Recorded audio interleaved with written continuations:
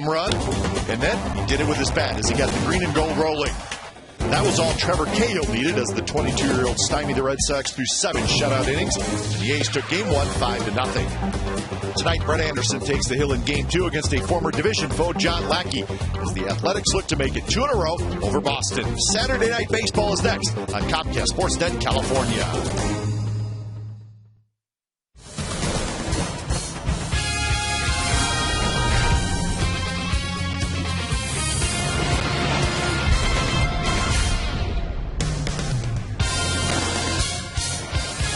Welcome to the Oakland Coliseum. It is 9/11, certainly a date that all Americans will always remember, and we're going to bring you baseball tonight. Game 2 of this 3-game series. It's the Boston Red Sox and the Oakland A's, and it's coming up right here on Comcast Sportsnet California. Good evening, everybody. Welcome to Oakland A's baseball, along with Ray Fosse. I'm Glenn Kuiper. Terrific win by the A's last night. Pitching, hitting, defense, they really did it all. Coco Crisp did it all from the leadoff spot. And no doubt a great defensive play. We've talked about how a defensive play can kind of spur the offense, and helped last night with Coco robbing the first batter of a home run, brought it back, and it was a Coco Crisp night against his former team. He got on base 4 times. He stole bases. He broke Ricky Henderson's record of consecutive steals by getting the big jump against the Boston Red Sox. Just no chance to throw him out. So a spectacular night for Coco Crisp, and especially against his former team, something he's not done this year. And Brett Anderson back to the mound tonight. And Brett Anderson, we always expect a great performance from him because his stuff is so good, and we have so much confidence in him, so we'll expect that tonight. Well, we saw it in his last start against the Seattle Mariners. Good live fastball, but this is the pitch, the curveball, and then the hard slider. When those two pitches are working, it's very difficult for right-handers to have any success against him. If that continues and his arm stays healthy, he's going to be a big winner for the Athletics. So it is the A's and the Red Sox. A's trying to make it 2 in a row for Boston, and we will, of course, keep an eye on that Texas Rangers game. So we're going to remember what happened 9 years ago today. Unfortunately, in our country, we're going to do that as A's Firefighter Appreciation Night here at the Coliseum.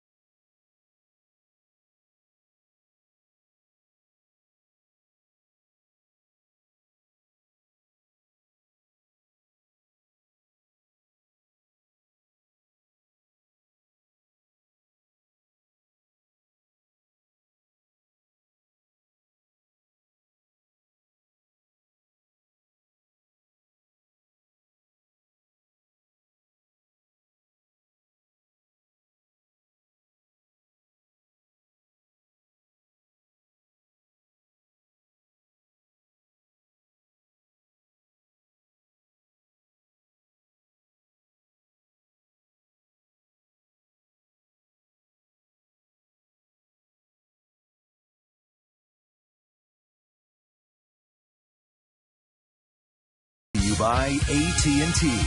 Find out what's possible with the nation's fastest mobile broadband network. AT&T. Rethink possible. And by Corona. Relax and refresh with Corona and Lime. Well, a little earlier start tonight, an hour earlier, as the A's usually do on Saturday nights.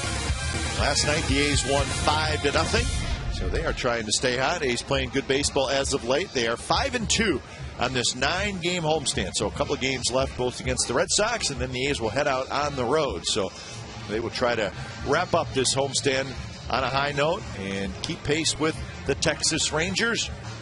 Yankees are leading the Rangers 2-1 in the third inning down in Arlington. So as we did last night, we will keep a very close eye on that ball game. A's getting set to take the field. Here's the game time weather, which is brought to you by the Santa Cruz Beach Boardwalk. The admission is free, and the boardwalk is open daily. A warm day in the Bay Area. Right now, 71 degrees here at the Coliseum. Very clear skies, and the shadows, as always, will be in right field, center field. That'll be the Sun Fields, at least in the first inning or so. But they go fast, too. This time of the night, this time of the year, that is. That the shadows, of course, this is June, July, then they'd be out there a long time, but not now, as they will go very quickly and makes it nicer on the hitters. But the guys played the All-Star game, the hitters. It's the exact time they started in Anaheim, so tough to see early. So the A's take the field behind their starting pitcher tonight, Brett Anderson. All whites tonight, including the hats. And in fact, all the teams in Major League Baseball wearing the white hats today. In remembrance of 9/11. So a nice gesture by Major League Baseball. Let's take a look at the Boston Red Sox lineup for tonight. A few changes for Harry Francona. Marco Scutaro will lead off. Scudaro's going to play second base tonight. Darnell McDonald in right. Victor Martinez is the first baseman tonight. Adrian Beltre at third. Mike Lowell's the DH. Jed Lowry at short. Jared Saltalamacchia the catcher. Bill Hall in left. Ryan Kalish in center. So that is the Red Sox starting lineup. A starting defense is brought to you by Black Diamond Brewing Company. Davis, Crisp, Hermida in the outfield. Larish, Pennington, Ellis, Barton on the infield. Suzuki is the catcher, and Brett Anderson to the mound. Well, Brett Anderson, of course, we all think back to last year on July the 6th in Boston when he had the two-hit shutout at Fenway Park. Very difficult for that to happen, but last season, 406 earned run average. This year at 297, making just start number 15 because of a couple of stints on the disabled list. As you look last year, in one of those games, within a 3-game span, the other against the Angels here, 8 innings of two-hit baseball. And that was John Lackey pitching for the Angels in that game. So he and Lackey have gone up against each other. In that particular game, it was Lackey going 9 and Bobby Abreu a home run in the 10th. And the Angels won 1-0. Brett Anderson, as we detailed in his last start against the Mariners, did not walk a batter. Had the 4 strikeouts, all those coming on the hard slider curveball down and in to the right hand. So Marco Scutaro steps in, and this ball game is about to get underway. Anderson's first pitch is a fastball for a strike. First pitch, 6:09. 6:09 first pitch here at the Coliseum.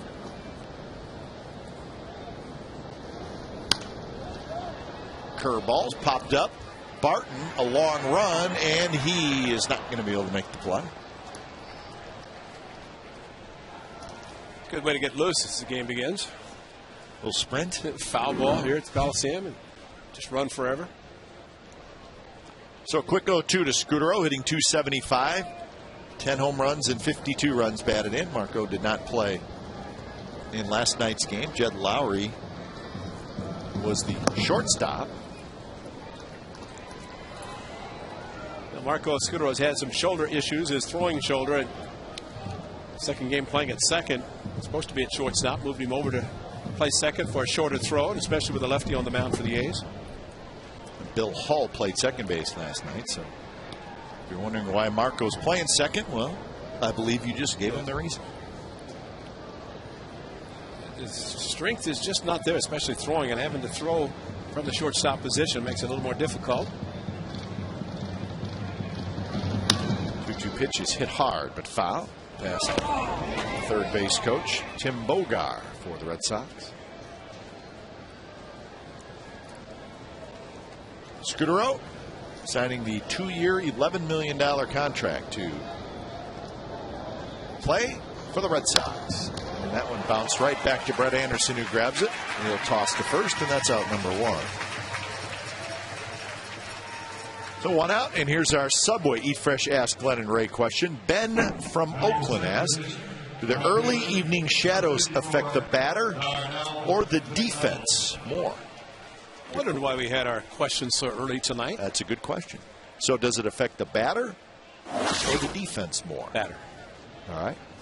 Defense can have the sunglasses. They can put the sunglasses on. That's a shot to right center field by Darnell McDonald. McDonald takes a huge turn, and he'll head back to first. So it affects the hitter, even though, in this case, the shadows are out in the outfield. How does that affect the hitter? The fact that the ball's coming out of the sun, even though the hitter and the pitcher are in the shadows, but there is that sun background.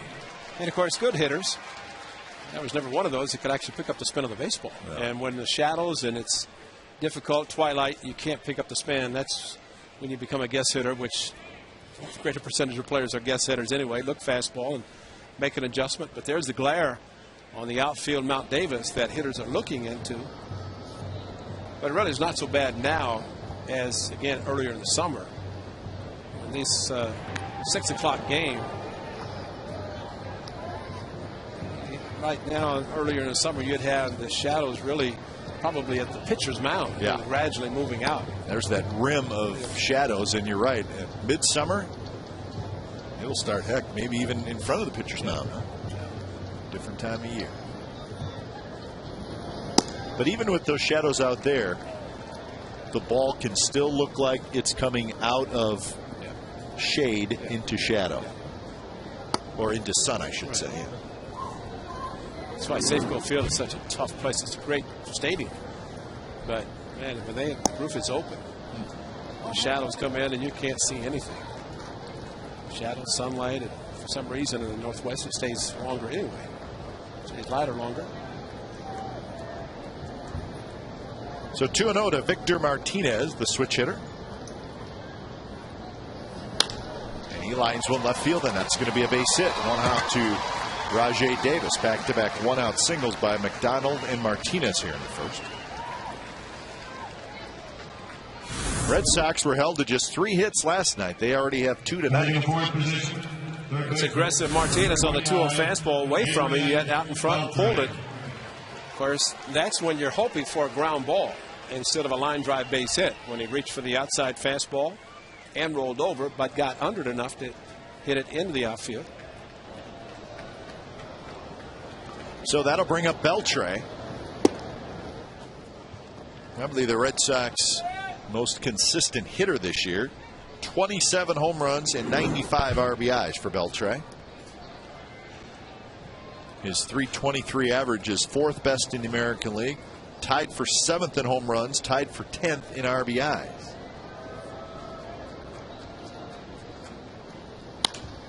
And that one lined over Pennington's head into center field.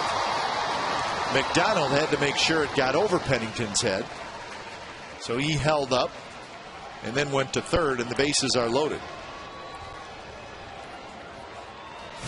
Well, first pitch hitting by the second place hitter McDonald, then 2-0 fastball Martinez, 1-0 fastball to Beltre.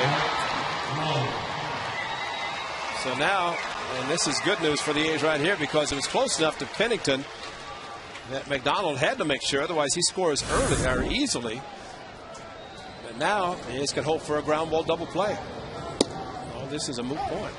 Give up 3 hits and get a strikeout or a double play, get out of the inning. 0-1 to Mike Lowell. Lowell, it's jammed and pops a foul back, and now Anderson's ahead in the count 0-2. A switch hitter, Jed Lowry, is in the on-deck circle.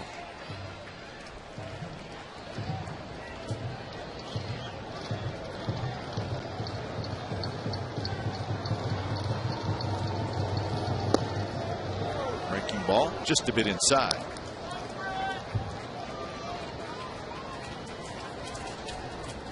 Stay with a hard slider, try to get him to chase one. Be a little bit tempting in a good location. Got him swinging. Lowell strikes out, and that's a big out for Anderson. The first one is kind of a tease. The second one looked even better from the hitter standpoint, but watch it disappear. Hard right there. That is perfect. And the Ultra Mo brought to you by Evergood Sausage Company, and nothing better if you're a pitcher with the bases loaded to see any kind of a swing, especially in Ultra Mo, the swing and miss.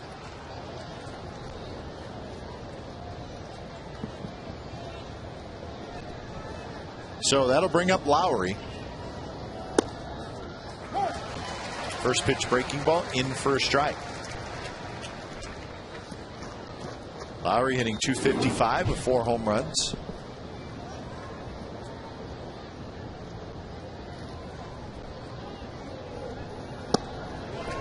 And that was called a ball by Mike Winters, and it looked like a pretty good pitch.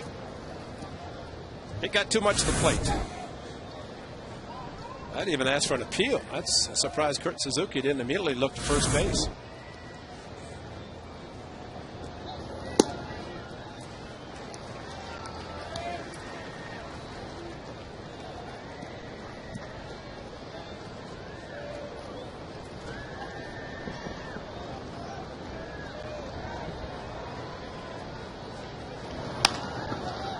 To third, Larish has it, steps on the bag, and Anderson gets out of the jam. Red Sox had the bases loaded and 1 out, and they do not score. So John Lackey goes to work against the Athletics.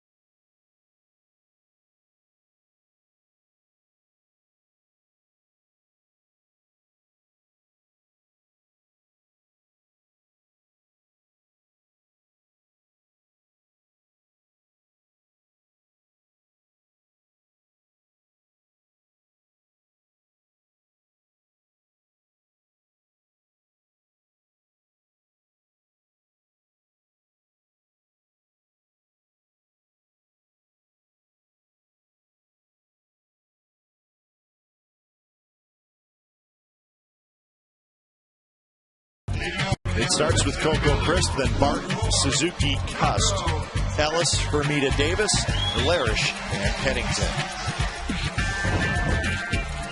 Outfield defense for Boston, Hall, Kalish, McDonald. Infield defense, Beltre, Lowry, Scudero, Martinez. Saltalamacchia is the catcher, and John Lackey is the pitcher. So Lackey's first pitch to Crisp is a fastball for a strike. Big night last night for Coco Crisp. He was 3 for 3. Stole 3 bases, scored a run, and walked. Can't ask for much more from a leadoff hitter. He's a good interview, too. We enjoy interviewing Coco. He's tells it like it is. Well, like it's supposed to be with Ricky. Yeah. It's going to break your record. And he did. By a couple. 2 pitches, slice foul. He's A's won last night with Ricky and dugout, so bring it back.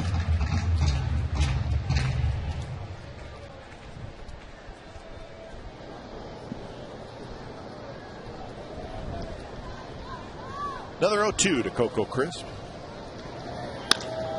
On the ground to the shortstop, Lowry, who throws, and Martinez somehow keeps his foot on the bag, according to Hunter Wendelstedt.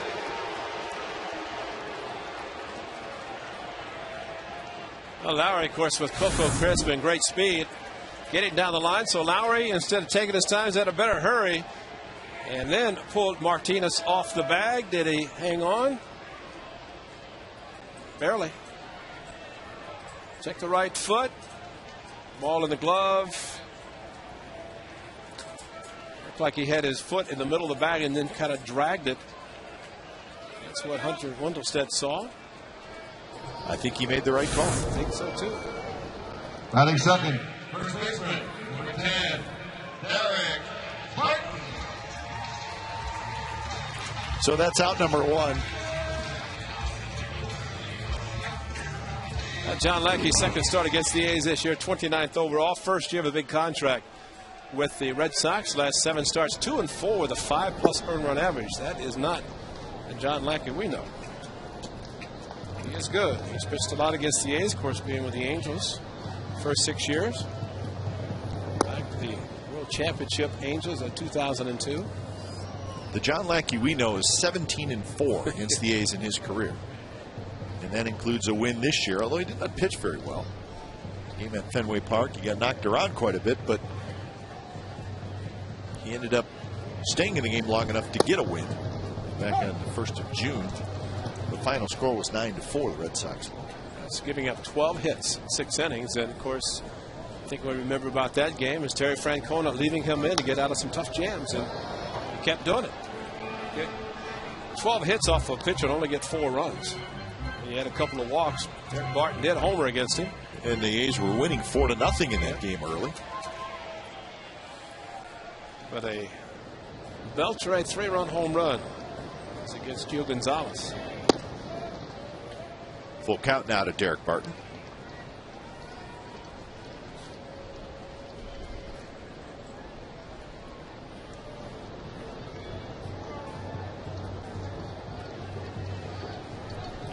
.280 average for Barton. The Rangers and the Yankees are tied 2-2, top of the 4th inning. Vladimir Guerrero just doubled home a run in the bottom of the 3rd to tie that game up.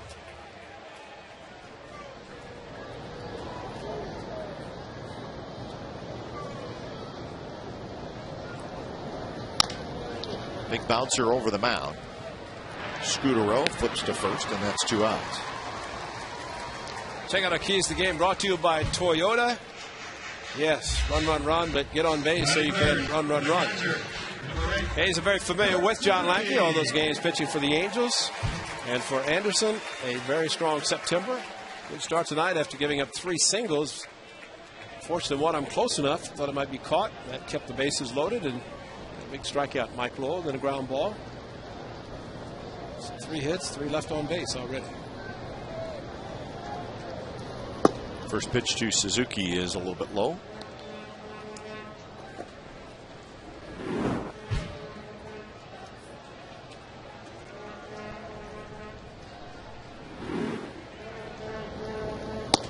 John Lackey is 31 years old, and that contract he signed, a 5-year, $85 million deal. It's his 8th year in the big leagues. He has a career record of 114 and 80.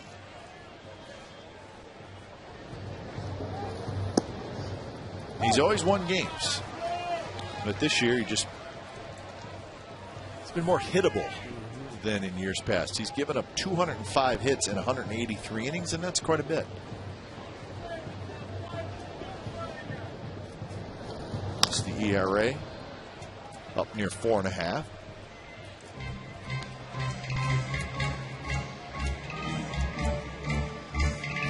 But he's always been a good pitcher in the sense that he's not afraid to throw off-speed pitches and fastball counts. Done that throughout his career. By the season, you see the 2010 considerably higher when you're looking overall picture of a pitcher the season.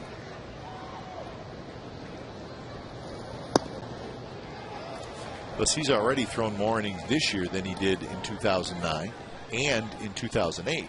Some injury situations to deal with, but he's got a real good chance to get to 200 innings.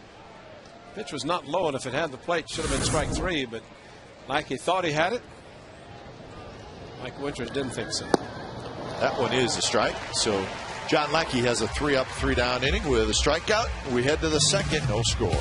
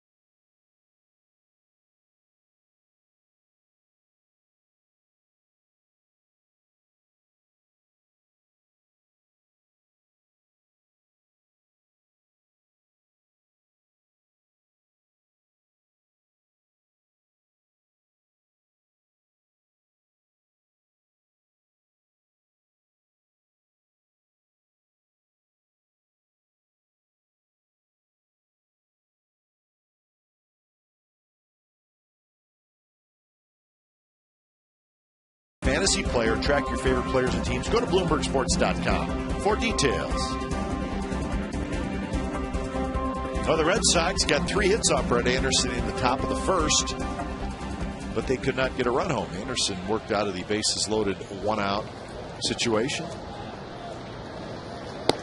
And now he'll face Saltalamacchia, Hall, and Kalish, bottom 3 in the Red Sox order. Red Sox 78-63 on the season. They are chasing the wild card in the American League. Saltalamacchia flies out, and they're going to look up and see that the team they're chasing, the Tampa Bay Rays, won again. 13-1. The Rays beat Toronto earlier today. So right now, Boston is 8 games behind the Rays in that wild card. So, as we said last night, the Red Sox are in trouble as far as postseason. No question about it. But we're not telling them anything they don't already know. They've made the postseason 6 of the last 7 years. The only time they did not go was 2006, and that's when the A's last were in there. Yeah, but from 2004, 2007, won 2 world championships. Yep. For a team that had not won in so long. Now they want to win it every year. Fans weren't just happy. You know, all those generations that never saw a world championship. See the White Sox in that wild card mix. White Sox are losing to the Royals at home 6-1 in the 7th inning. The White Sox are closer in the division than they are in the wild card.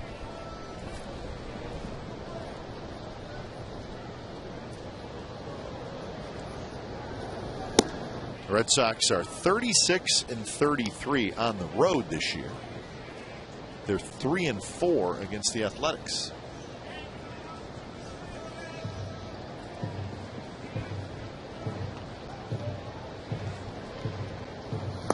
Swing and a miss by Bill Hall, and that's strikeout number 2. Yeah, the Blue Jays and the Orioles kind of wish they could get another division just because of the power of three of the teams. Another heartbreaking ball, a good one by Brett Anderson. I think the Red Sox might look at this season and say, I wish they were in another division because they have a better record than Central and the West. It's very close, would be at the top of the division. You know who the Red Sox have the exact same record as? Rangers. Texas Rangers.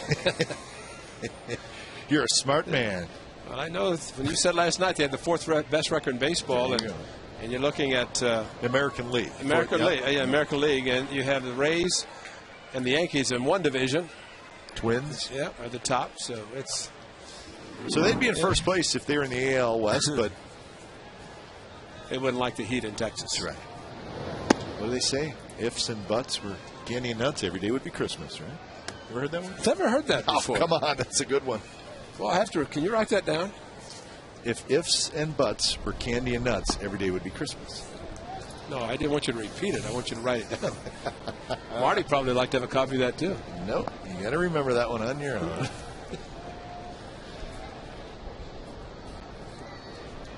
2-2 to Kalish, and he swings and misses. Terrific inning by Brett Anderson. A couple of strikeouts. Bottom of the second coming up. It'll be Cuss, Ellis, and Hermida. No score.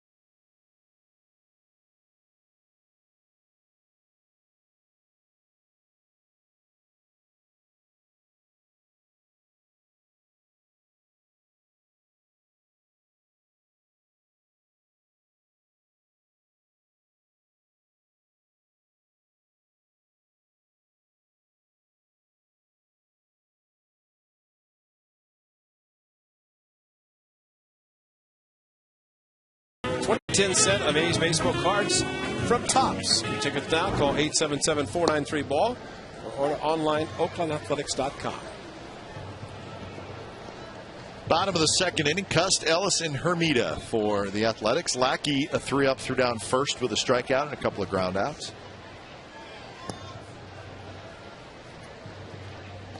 Cuss hitting .274 with 10 homers and 40 runs batted in. Had a double and 3 walks last night.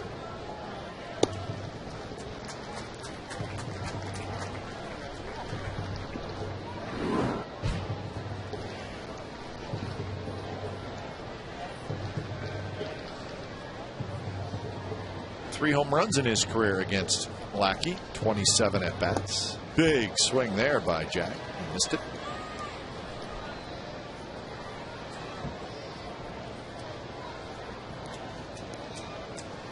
A's record 70-70. Oh, that 500 mark. I just want to look at it in my rearview mirror and say, see you later to the 500. 28, 29 times. I think it's 28. So game number 141 tonight, 21 left after tonight. A's are 43-29 at home. So pretty good home record for the Athletics.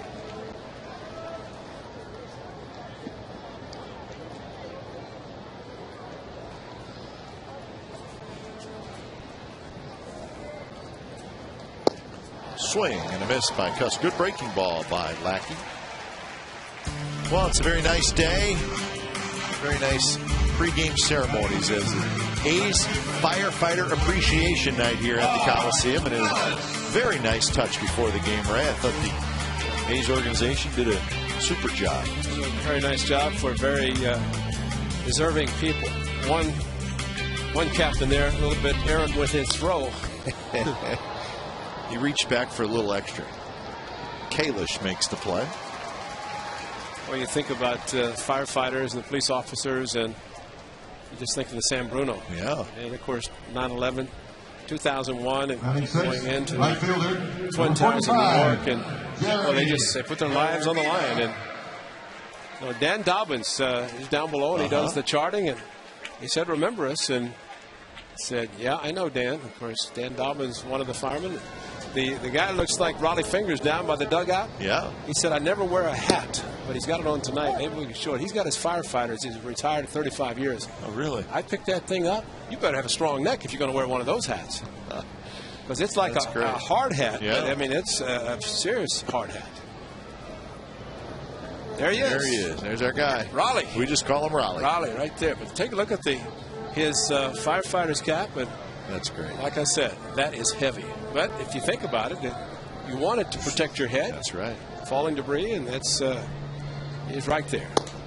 Well, indeed, it is a day of remembrance in our country. Honor those who lost their lives, unfortunately, 9 years ago today. Also, thank and honor the great firefighters who saved a lot of lives as well. There's a base hit for Jeremy Hermida, right center field, and that's going to get through, and it's going to go to the wall. Hermida digs into second with a 2-out double. So there's your first hit for the Athletics. Well, you figure he was going to go for two anyway. The ball in the gap, and with 2 outs, reached out, got the fastball away from him, and pulled it. Of course, John Lackey and made all these guys former teammates early in the season. Just like Victor Martinez in the first inning, reached out and pulled an outside fastball. And that's how a hitter can expand. You like to think opposite field, but get out in front and pull it. You're looking for it, especially if you get the fastball, you can do some damage with it. So Rajay Davis with a runner in scoring position. 271 for Davis with 5 home runs and 44 runs batted in.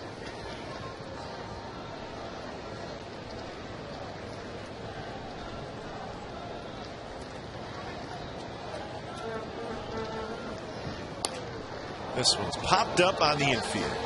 So Lackey's going to get out of it. Beltre has it side retired. When we come back, Tony Bruno is going to join us. He's going to debut his new show on Comcast Sportsnet California tomorrow night. Sunday Night Wrap. Tony, when we come back.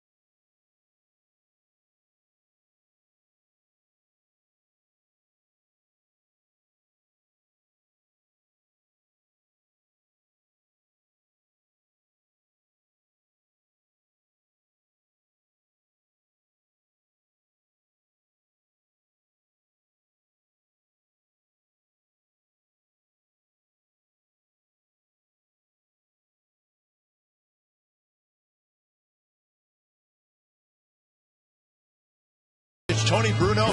We all know what Radnich looks like. We know the voice of Tony Bruno. Only a handful of people know what this guy looks like. Now we know. Here he is. Oh, there I am. Where are we? How you doing, Tony? Tommy Cam right there. There's our guy. Hi, right kids. there. What's going on? Hey, it's great to be up. It's a beautiful night for baseball as we go low and outside for ball one. It's all yours, baby. I'm sorry. It's just natural. That was you know? a strike, by the way. Was it a strike? It looked low and outside to me. Check the monitor in front of you. okay. Get your Pepsi cup out of the way. Let me get the cup out of the way.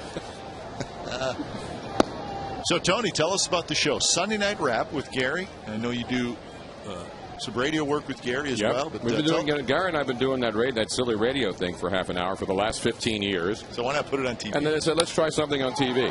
You are bad luck, Mr. Bruno. Oh, no, that is gone. Did I just jinx the Oakland Athletics? Marco Scooteroo goes, it wasn't that deep. It was well hit, though. It's harder for these fans because they love Marco when he played for the A's. Yep. And now with the Red Sox, and had a chance, actually, to come back to the A's. Was offered a pretty good contract by Billy Beane. Decided to sign with the Red Sox, but pulled on a fastball a little bit away from him. Yeah, right off the end of the bat, too. That's our ultra mode, by the way. I love that out? extra slow-mo, yeah. It wasn't off the end. About, 3 inches in? Yeah, just got good wood on it. So you guys going to have some fun tomorrow night? Yeah, I mean, we're not going to be as crazy as we are on the radio. I mean, this is serious. We'll have the highlights. Tomorrow, of course, opening day of football. We'll have the Giants, A's, all the highlights. And then we'll goof off a little bit. So it's going to be a highlight show. Yeah, it's not going to be a normal highlight show. We'll break down, obviously, the 49ers and the Raiders start tomorrow. The baseball continues. And then we'll have fun and do the normal stuff. You also do Raiders postgame live as well, right? Yeah, tomorrow afternoon, Raiders postgame live. So it's a full day of baseball. It's like playing a doubleheader, Ray. You know that. You remember playing doubleheaders. Nobody catches doubleheaders anymore, though. Is there anything you don't do? I don't do baseball, although I did call the first pitch, and I jinxed him. Which you were wrong. It looked like a strike from here. It looked like a ball from here. I'm sorry. How did the Radnich and you start the radio? Is that just something that was a call-in initially? I was working at ESPN back in the 90s, and my radio show on weekends used to be on all over the country, and then Gary would listen, and KNBR and all the other stations all over the country would carry it. And they said, hey, Gary called into my show once. We had him on, and then they called me at KNBR and said, let's go on and do some we did 5 minutes. Now we do a half an hour. So it's fun every day. We just, we talk about, obviously, we don't break down stats like you guys do here because, you're keeping score. We don't even keep score anymore. So you've been doing radio for a long, long time. Yes. Huh? You started on the East Coast? I'll just say this. I started in radio when Ray Fosse was in the All-Star game back in 1970. That's when I started, 1970. Wow. So it's been a long. How many years is that? Is that 40 years ago, right? 40 years. 40 years ago. Yeah, I've been doing this for 40 years, so it's fun. So it's not your first rodeo here? No. And I love the Bay Area. And what a beautiful day. I mean, is this not a perfect day for baseball? Well, it's a great time of year in the Bay Area, too. In the fall, it's just wonderful. Yeah, summer's starting, right? Yeah, I mean, in August, it's like 25 degrees out, and now it's going to get nice because it's late September and October. No, I was here all last year during the football season. You're right. I mean, people don't realize it. They come here, they don't realize how cold it is in August. And that's why they sell all those sweatshirts down in the Embarcadero, September, October is the best months. Well, actually, July the 4th, you'll see people wrapped in blankets. Yes. They were wrapped in blankets last week here. I was watching a night. You were wrapped in a blanket here, Ray, weren't you? No, you stay warm up here. We were in New York. And we weren't wrapped in any blankets in 95-degree weather in New York. That last road trip was hot. Started in Texas, or Cleveland, and went to Texas where it was hot. That one's driven to right field, but Hermida is there, so that's out number 2. Now, I know you talked about Philadelphia. That's where you're from? Yes. That's my hometown. So my tell us the difference there. between East Coast sports and West Coast sports, because you've seen it both ways. And people always say, the West Coast fans are more laid back, and the East Coast fans are crazier. There's some Boston fans here tonight. Boston, Philly, New York. I'd say the fans are a little more animated than they are here. But we know when you're winning, the fans are the fans everywhere. They love their teams. I mean, look at the fans here tonight. Here the A's are trying to hang in this division. Texas is obviously playing great. But, I think if you're an A's fan, you got to feel good that, you're 7 games out. And the Angels, who are a perennial good team, are sitting behind you in the standings. So I know a lot of people ask me, the A's, are they still in this thing? I mean, it depends on what the Texas Rangers do the rest of the way. But the Rangers are playing great. I don't think it's an embarrassment to be in second place behind a team that's had the kind of season that the Texas Rangers have. And I think the A's fans appreciate that because I don't know if anybody at the beginning of the year, A, expected Texas to be this good or expected the A's to be where they are today. So I think fans are fans, and when their teams do well, they're going to be behind them. And when their teams do poorly, they're going to criticize them. But don't you think East Coast, they take the losses a little harder? Oh, yeah, absolutely. And maybe they don't enjoy the wins as much, but they take the losses hard. Would you agree with that? Absolutely. Like the Phillies fans now, I talk to a lot of young Phillies fans. They're spoiled. They think you're supposed to be in the World Series every year, They don't realize I grew up when the Phillies were terrible. We would go decades without good baseball. And now all of a sudden the Phillies are good, and the younger generation's like, well, we're supposed to be. So when they lose a game, they go crazy. One loss, they'll win 5 in a row, lose a game, and then they'll go crazy. Oh, the bullpen stinks, and we got to get rid of this guy. Get rid of that guy. So it's always the bullpen's fault. It's always, especially the middle relief. I mean, middle relievers. When you get into the bullpen in 4th, 5th inning, you're in trouble. I don't care how good you are. Well, just think how long it took for sports to even get west of the Mississippi. Exactly. So you had all the East Coast, and back in the old days when traveled by train because it was from the Midwest to the East. So it was, that's why it is laid back out here, because it's been here so few years by comparison to the East Coast. Well, I've been to some Giants games. I remember when they were playing the Diamondbacks, and it was late in the season, and the pennant was on the line, and Randy Johnson was pitching for Arizona, and I was in Candlestick Park, and the Giant fans were going crazy. They were screaming. The women were screaming and cursing at Randy Johnson because he was beating the Giants. So fans here can get animated, too, when there's something at stake, when they feel like, hey, we're going to win this thing, Behind third. Nice play by Larish. He goes to Ellis. Side retired. Marco Scutero, the home run. Red Sox lead 1-0. We'll continue our conversation with Tony Bruno when we come back.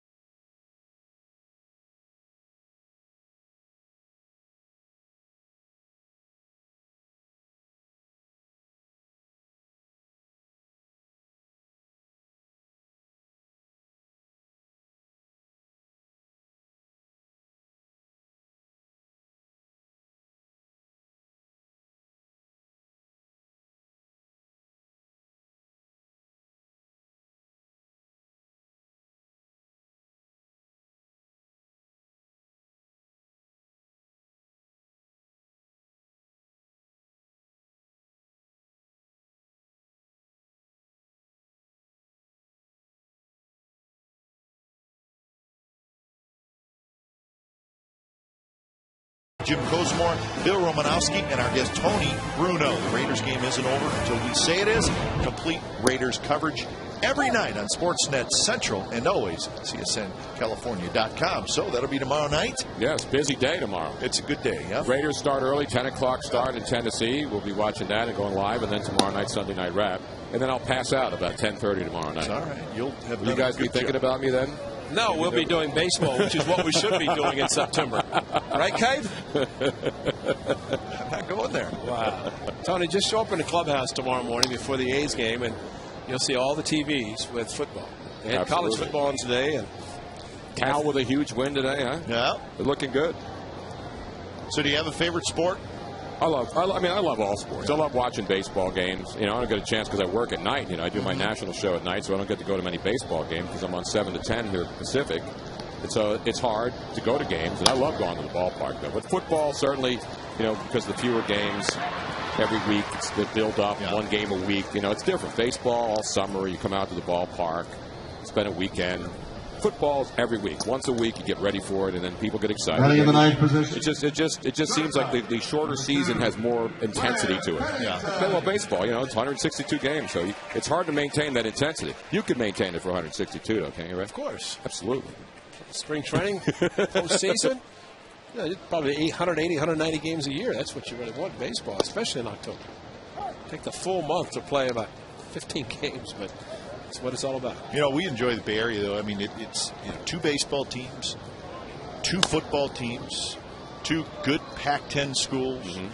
WCC, you got a very good hockey team, you got a good basketball team. I mean, it's a pretty good sports area. Absolutely. And we're used to it, but I think when you start comparing it just volume-wise of what you have, pro sports, college sports, it's pretty darn good. Yeah, and people always, we were talking earlier about the comparisons between the East Coast fans and the West Coast fans. You're right, and the Bay Area, there's so much to do. Mm-hmm. Not everybody's absorbed and consumed with sports, but when you come out to a ballpark, you come to the ball game, it's the same everywhere. There's plenty to do, and there's a lot of choices. Yeah. Absolutely. I mean, today you could have been in Berkeley, you watched the Cal game. Yep. Here, I was in Union Square just walking around looking at all the tourists on a beautiful Saturday afternoon, getting ready for baseball. And Macy's had their one-day sale, so I had to go. Sport in itself. How'd you do at Macy's? Pretty good? Pretty good, yeah. I got a couple shirts. It's good. It's the biggest sale of the year every day, every month, I think. Yeah. It's the biggest, what was it, one-day sale of the month, I think it's called over there. That was great. So if I go tomorrow, I'll get the same one-day deal? No, it's over. You sure? You had to go today, Glenn. You missed out. Sorry.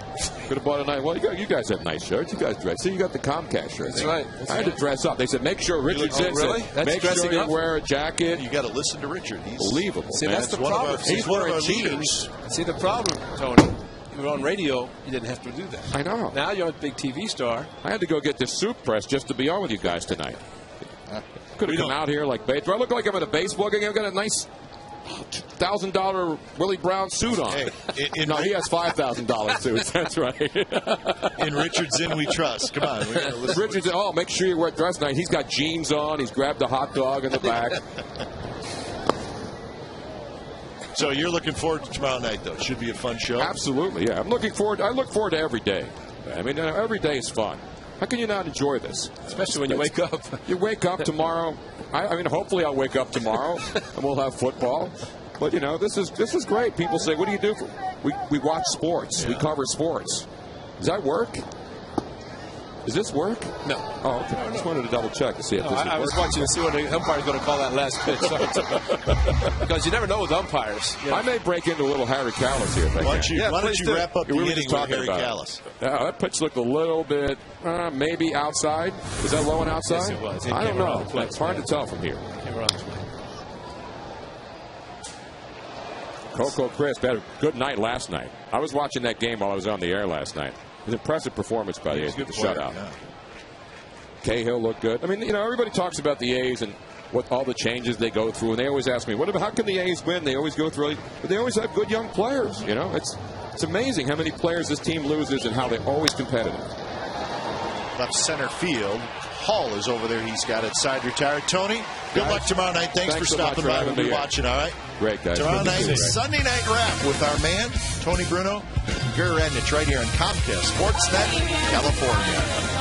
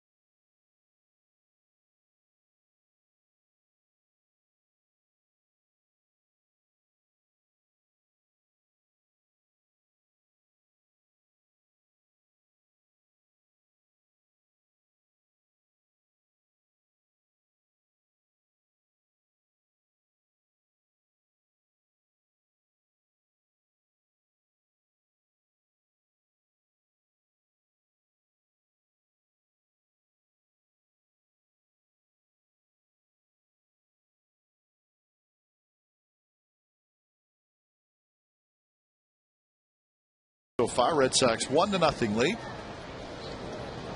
Jed Lowry, Jared Saltalamacchia, and Bill Hull face Anderson here in the top of the fourth. Yankees and the Rangers 2-2, top of the fifth inning.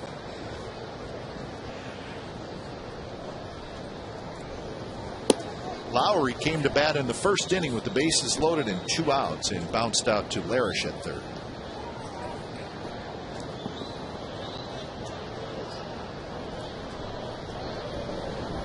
That one off the plate, 2-1. So it's fun talking to Tony Bruno, and he's been doing radio for a long time. Very successful in radio, yeah. So we wish he and Gary Radnich good luck tomorrow night with Sunday Night Wrap. 9 o'clock here at Comcast Sportsnet California. I think that's one show that you have Bruno and Radnich. How do you get a word in? If somebody takes a breath, you better talk. Get those highlights in. Yeah. Kevin is airless tonight. He's getting pretty consistent. Very confident young man. Well, things have been going well for him the last month. Yeah. Full count to Lowry. Pops a foul back.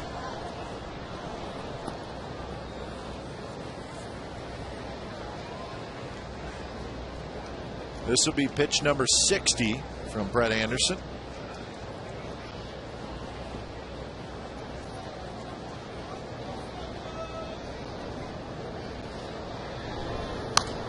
And another foul ball. I have to wonder sometimes, because these pitchers work so well with Kurt Suzuki, that when they shake their head, a lot of times you'll see a catcher actually move his head, wanting the pitcher to shake off, just to get the hitter to think about, especially a 3-2 count.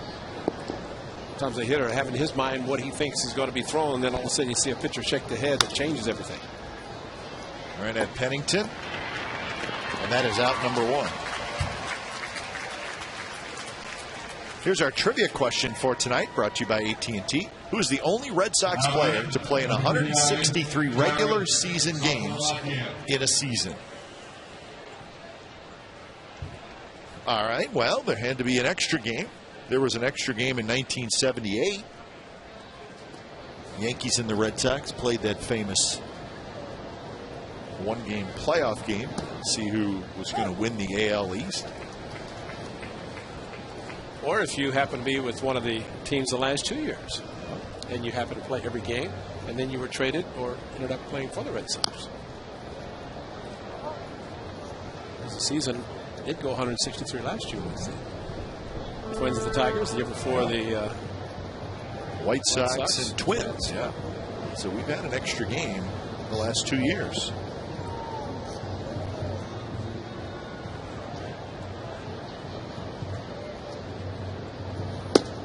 Now, if you set a Baltimore Oriole player for about 18 years, if they happen to be 163, you know it's going to be Ripken. Yeah. So he played every game. 1-2 to Saltalamacchia. Larish ranging to his left, and he throws out Saltalamacchia. I was having a conversation with a baseball fan not long ago. It was about a specific game, and he said, "No, it's a baseball. It's just one game." Number 22. Like, well, you mean 163? Yeah, but no, we're saying a game that was played earlier this year, one loss, whatever. He said, "Well, it's just one game in the standings." But I said, "Hey, tell that to the team 2 years ago that ended up losing, which was the White Sox won 1-0. Oh, the what point is you could have an extra game, and you need all the wins you can get." Barton picks it up right before the bag, and he gets the out call. Did he get there in time? Oh, yeah. 3 unassisted.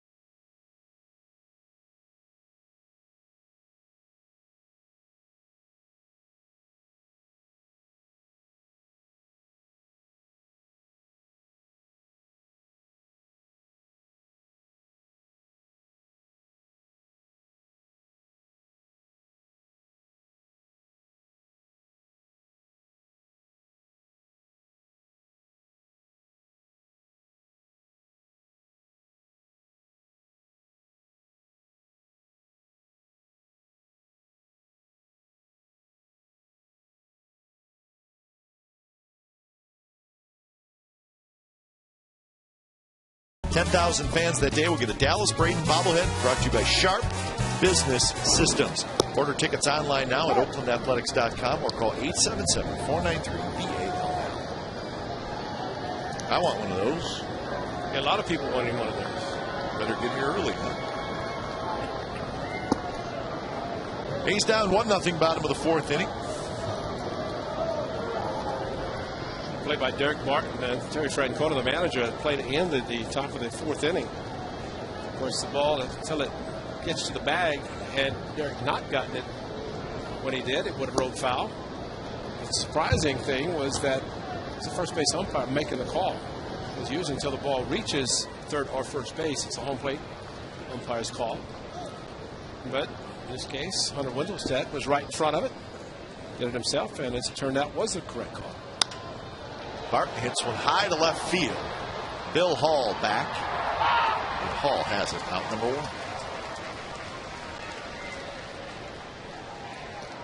Guys, remember a couple of weeks ago, of course, we're talking about Francesco's, a great restaurant on Hagenberger. Yeah. 10 pitch at bat for an A's player, get on base. Get it for 2 of Francesco's. Yeah. Talking about the great chicken parmesan, tiramisu, and said, we're close enough. Probably maybe somebody could deliver. Got some delivered tonight. Michael Irvin, the chef, personally delivered some chicken parmesan and tiramisu to us here at the Coliseum. So thanks to Francesco's. Teresa, of course, she's been there forever, father owner. So Marty looking probably a little bit upset. Didn't get any chicken parmesan, but as we expected, excellent. And waiting to have tiramisu, which is in the refrigerator. We'll have that probably in a couple of innings. Yeah, you left the chicken parm in here, and you were gone for about 10 minutes, and you came back in. You said, you need to try that chicken. It's good. I said, all right, it's gone. I already had it. And it was good. So we certainly appreciate that delivery. And yeah, Brian Davis came out and said, somebody added a C in the first. Got down by Gus right outside the clubhouse. There was the bag. And it was good. In past tense, it was good. So we thank Francesco's as always. Great Italian food. Of course, Warriors games, the A's games here, Raiders games. Folks come out and have dinner before or after the game. Great place to stop and enjoying some fine dining if you like Italian food. I never go to a Warriors game without going there first. I say Italian food. They got all kinds of food. I mean, it's fish. You name it, they've got it. And it's all good.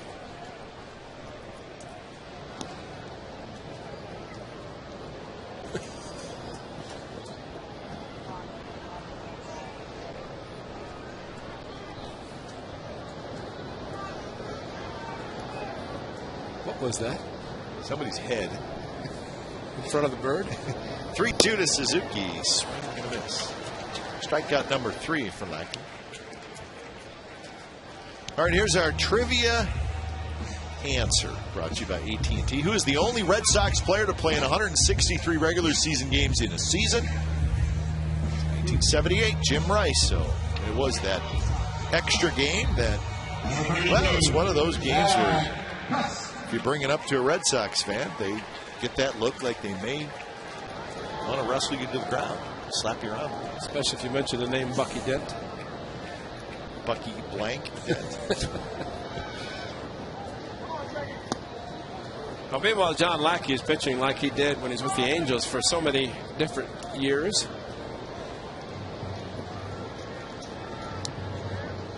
94-mile-an-hour fastball back. Kurt Suzuki, second out in this inning, but also dropped a 3-2 curveball to Jack Cust to strike him out in the second inning.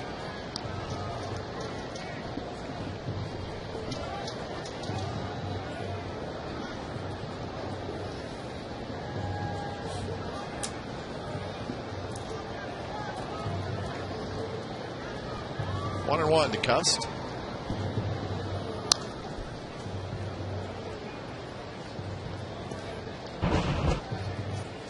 The career of Jim Rice, now a Hall of Famer. About that 78 season, pretty impressive. American League MVP, 46 home runs. They said he was so strong, if he tried to stop his swing, it'd snap his bat. That's strong.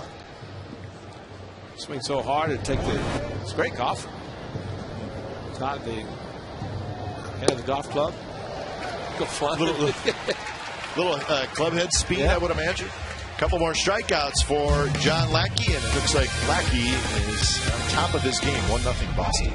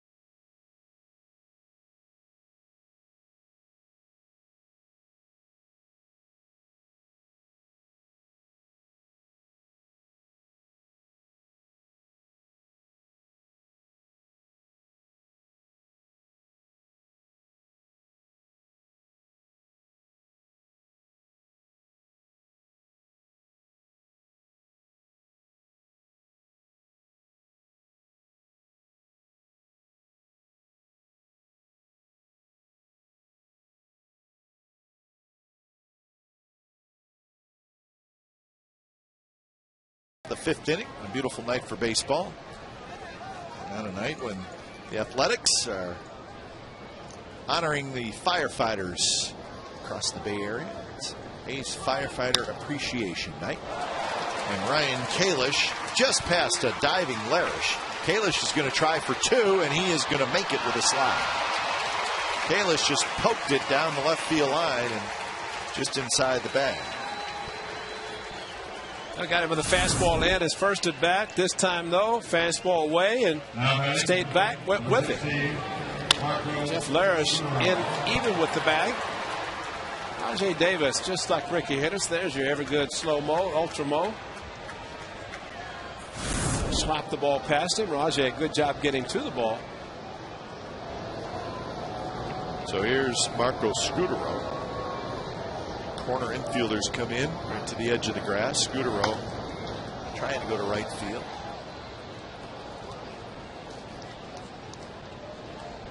That game down in Texas is now being delayed by rain. Just started dumping in Arlington. So they're in the 5th inning, tied at 2, and it's a rain. It can dump. Oh man, it started coming down. It was the grounds crew full sprint to the tarp. They got it out there pretty quickly.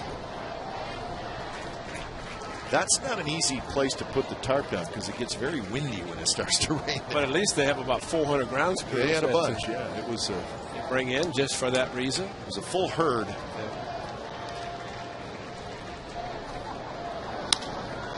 Scutaro drives one left center field. Rajay Davis sets up. Kalish is going to try for 3rd. The throw is there, but just a bit late. Well, a great throw by Rajay Davis, but just not quite in time. Could not have made a better throw. Kalish, good speed, shaking his head, thinking about it. Unfortunately, this ball hit the left center. Watch how Rajay sets himself up, gets behind the ball, catches one step, and then right on the money. Perfect throw, quick tag by Larish. But that, well, he just got the left foot in time, and they're appealing at second to see if he left too soon. There's your ultra mo, and look at the left foot, just kicking up some dirt in high definition. And ultra low. Yep. Why didn't it just fall off the bag? It could have been out. Infield in, and Darnell McDonald is the hitter.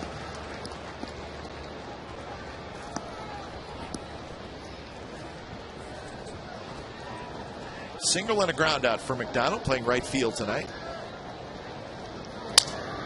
Broken bat to Anderson. Throws to first, and that's out number 2. I like that description. Broken bat to Anderson. The bat is down the left field line. This is scary. Like what happened to Brad Ziegler. Anytime you see the ball getting in and sawing off, splinter goes to Anderson's left and the bat to his right past Larish at third. But meanwhile, a great pitch to get McDonald out and keep the runner at third. The infield out can move back.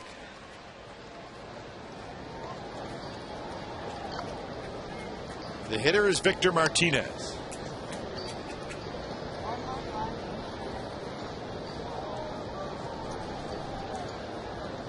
Martinez a single and a fly ball to right field. He takes low with the slider.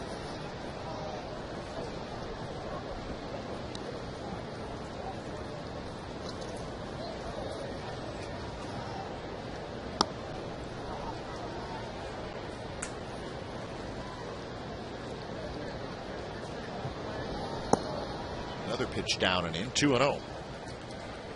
You got Martinez and Beltre back to back, two very tough right-handed hitters, and both very good in run-scoring situations. I guess you can see that, especially against left-handers. A switch hitter, power from both sides for Victor Martinez.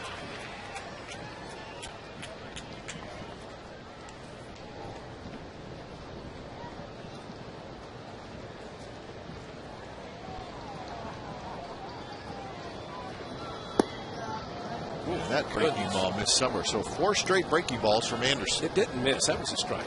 He just didn't call it. Nothing wrong with it.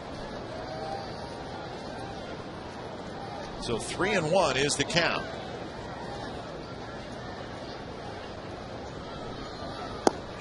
And that one low. Anderson made some good pitches, but ends up walking Victor Martinez. Here's our legendary performance brought to you by Nation's Giant Hamburgers. It was July 6th of last year. Brett Anderson, a 2-hit shutout at Fenway Park. He struck out 9, and it was, well, it may have been the best pitching performance we saw last year. When you've got a giant appetite, it's got to be Nation's 2-hit shutout at Fenway for Brett Anderson. So hard to do with any type of a pitcher, but especially a left-hander.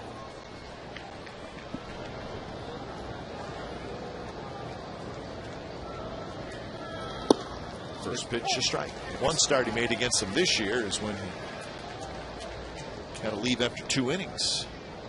Arm was bothering him a little bit.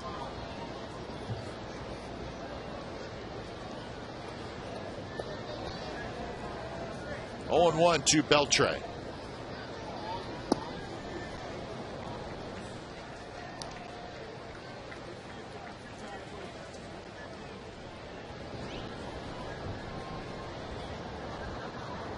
.78 pitches for Brett Anderson so far. Fastball, Beltre got one to hit and popped a foul.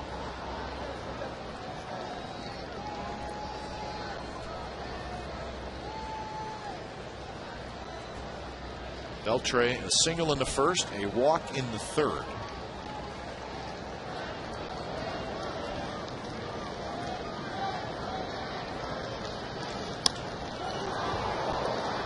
Shallow right field where Hermida comes in, and Anderson gets out of the jam as the Red Sox strand a pair. Bottom of the 5th coming up, 1-0 Boston.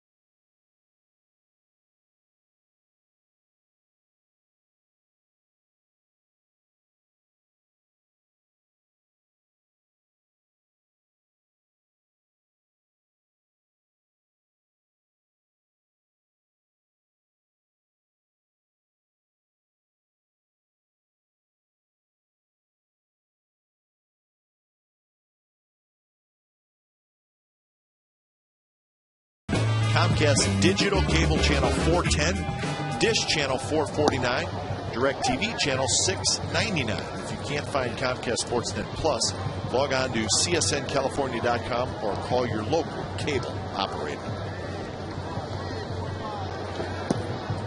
A's have not had much luck against Lackey through the first 4 innings. Just one hit was a double by Hermida with 2 outs in the second. He has not walked anybody, and he has struck out 4.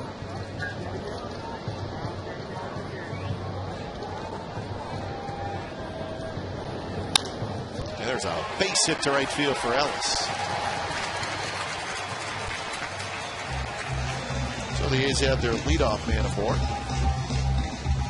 Well, almost good at pass. McDonald to right field, and that's icing action. Feel the teal. It's that time of year again. Oh, yeah.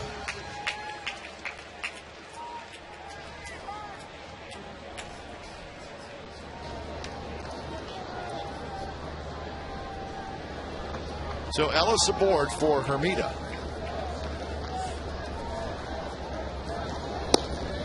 That base hit for Mark Ellis extends his hitting streak to 11 games. Ties a career high for Mark.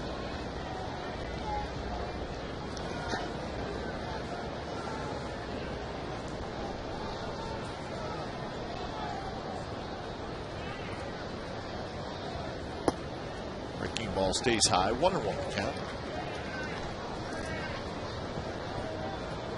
One of the most memorable games for John Lackey. July 7, 2006, right at the Coliseum when he's pitching for the Angels. Mark Conce, leadoff double. Here the A's won the division. Won 3-game set against the Twins. But in that game, Conce with a leadoff double, and then Lackey retired 27 straight. Right. 27 straight. First time since 1982 that had occurred. But was just unbelievable that night.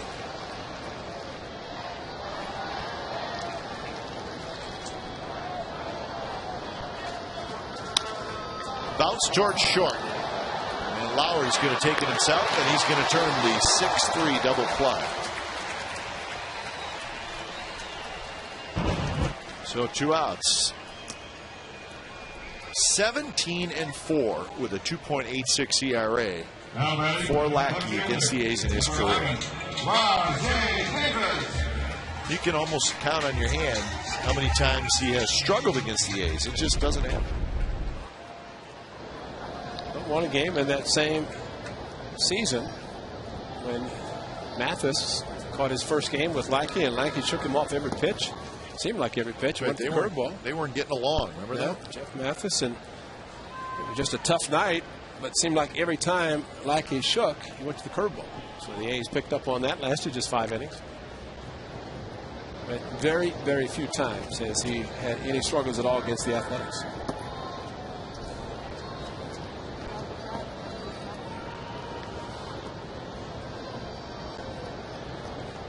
Angels probably found his asking price probably a little bit too high. They did not want to go that high. The Angels signed Joel Pinheiro to a 2-year contract for about $8 million a year, as opposed to giving Lackey what he ended up getting was 5 years and $85. So there's a big difference there. Well, he had 36 for Sean Figgins for 4 years that he got with Seattle, so you add that on to the 85. Vladimir Guerrero. So it's some money that Angels did not pay by letting these guys go to free agency. But I'd say of the 3 so far, Lackey, although not what the Red Sox had hoped, but probably a little more run support would have been better. Guerrero's been an outstanding find. For the Rangers, been outstanding. Figgins has struggled in Seattle. He's been a little better in the second half, but he has not been the same dynamic player that he was with the Angels. 3-2 to Rajay Davis. Got him swinging. Chased the pitch way out of the strike zone, and that is 5 strikeouts for John Lackey. Through 5 at the Coliseum, still 1-0 Red Sox.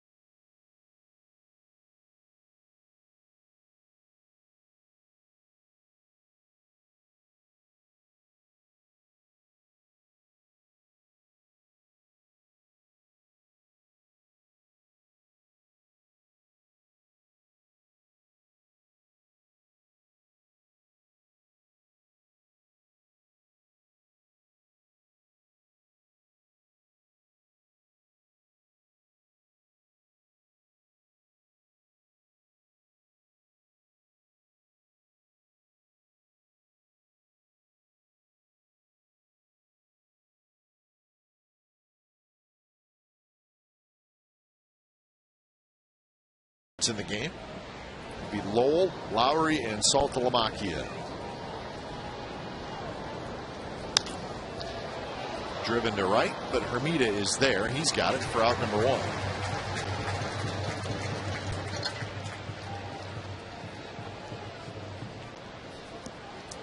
Now both pitchers working very quickly tonight, with the exception of the Scooter home run. That is the scoring. A's with just 2 hits, 5 for the Red Sox, 7 total. And we're in the 6th inning already. Last night we were about the bottom of the 1st.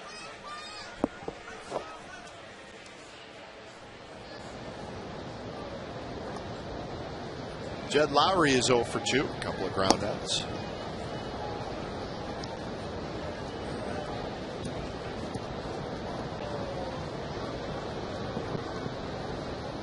White Sox lost their game.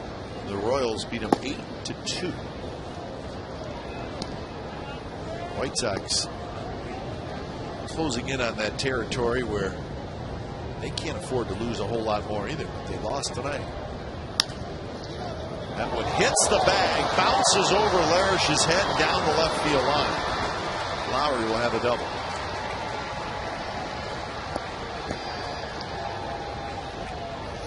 So Larish, he may have been on cue with the dive, but it hit the bag. Nothing you can do. Now batting, number 39.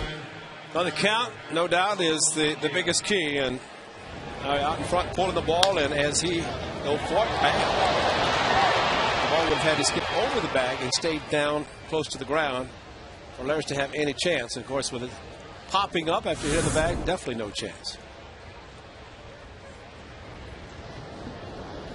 First pitch to Saltalamacchia is a fastball inside. The Twins and the Indians are scoreless in the 7th inning in Cleveland. So right now, with that White Sox loss, it's a 5.5 game lead for Minnesota in the Central. On the ground, Pennington throws to second, and they did not get Lowry. Wow. Ellis is arguing pretty good with Brian Runge. Bob Guerin's going to come out.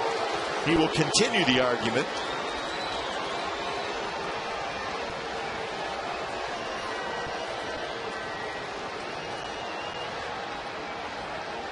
So Pennington had a decision to make. And it's a good play because Lowry got off the bag far enough. Ellie had to take the throw coming across the bag.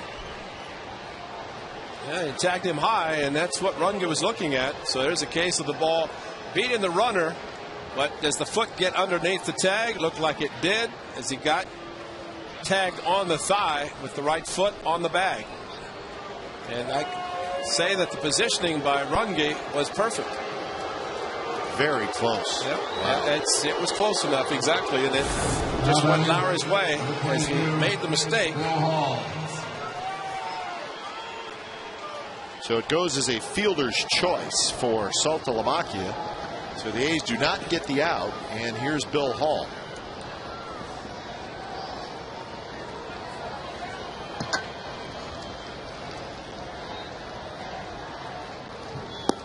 First pitch to Hall is outside.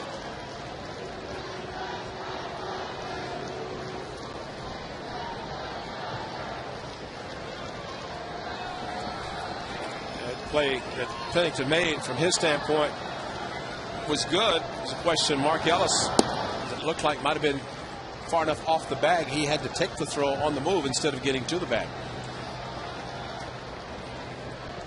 And with one out, and you know that you have a sure out at first, even though the runner stays in scoring position, you might have been thinking you get the second out and then take the chance with the next batter, even though the runner's at second.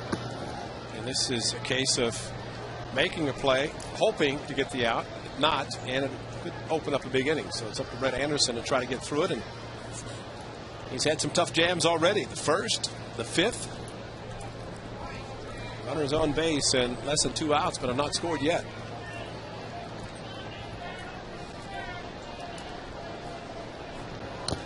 .30 pitch. Hall was swinging, and he just got a piece of it. So 3-1. I think too, Ray, maybe for Pennington it becomes even more tempting because the play is literally right in front of him. I mean, the runner is 5 feet away. He can see exactly what he's doing. But he couldn't see a second baseman. No. That would be the only difference. And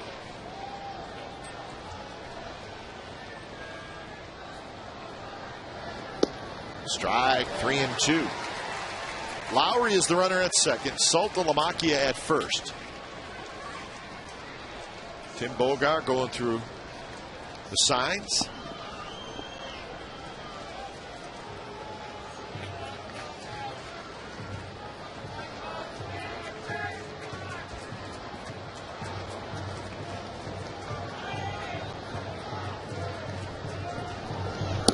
Swing and a miss. He struck him out. Chased a pitch that was a ball. Anderson will take it, and that is strikeout number 4. he used the breaking balls down and into the right-handers. This one stayed away. He was down and in with Suzuki, but it was a backdoor unintentionally thrown by Brett Anderson, but it worked out perfectly as Suzuki had to reach back to his right on a slider that stayed out, and Bill Hall could not make contact. So 3 swings after 3 balls. 2 outs for Kalish.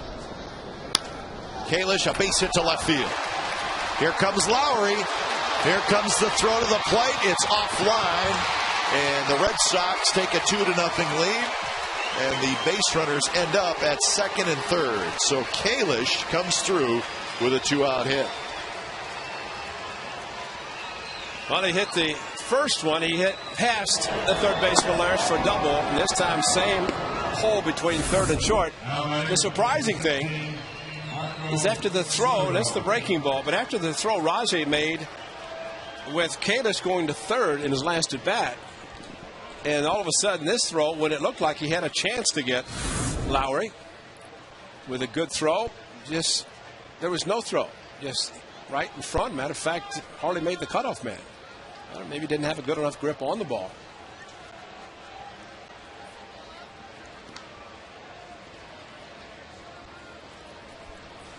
So Kalish, the only left-handed hitter in the lineup, is 2 for 3.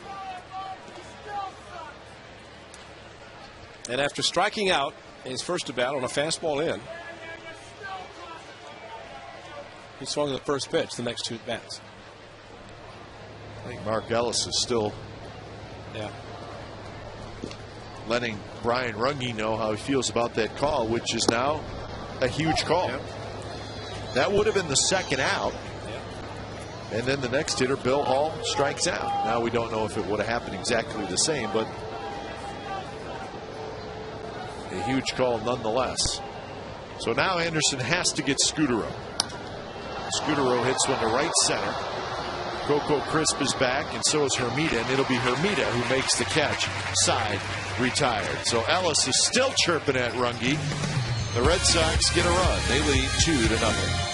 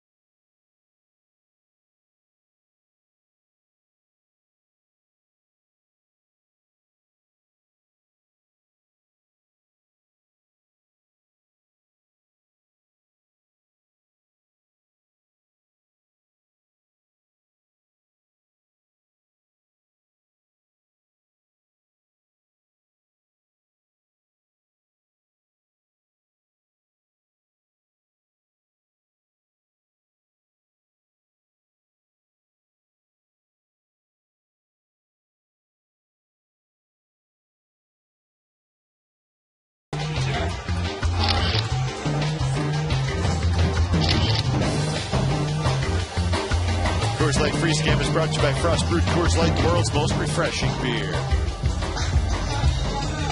Well, it is Firefighter Appreciation Night here at the Coliseum, so huge contingent of Bay Area firefighters getting a chance to enjoy the game. They were part of a very nice pregame ceremony. The A's taking care of and honoring people that should get honored, firefighters. Every day. Hard hit ball right to the first baseman. Victor Martinez makes the play. Larish is out, 1 out. Yeah, just quickly going back to the play last inning, our top half of the inning. How many times do you see the ball arrive first and the base runner call safe? Not very often. Not very often, exactly.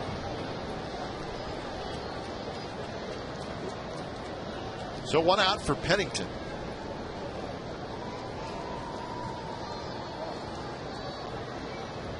Lackey has retired 10 of the last 11.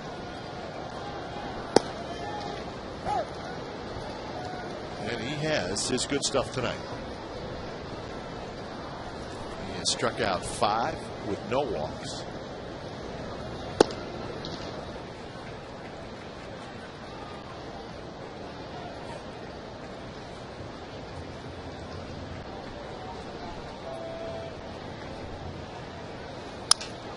On the ground to second. Scutaro has it, and that's out number 2. The thing is, when Lackey gives you a pitch to hit, you usually can't do that much with it. There's no doubt when a pitcher is able to change speeds and change pitches as well as he does, the command of his pitches, which, as we have seen him when he's faced the A's, he'll throw any pitch, any count, and that makes it very tough as a hitter to sit on a certain pitch.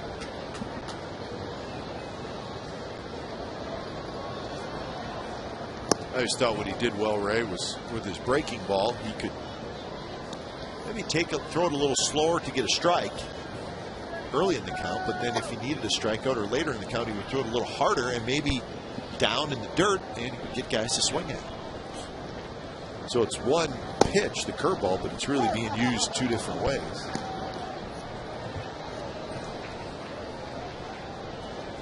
One and one to Coco Crisp, who is grounded out and flied out.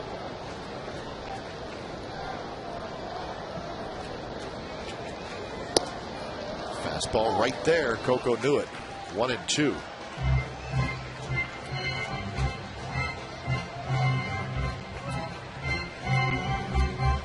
So see what he does here ahead in the count to Coco Crisp.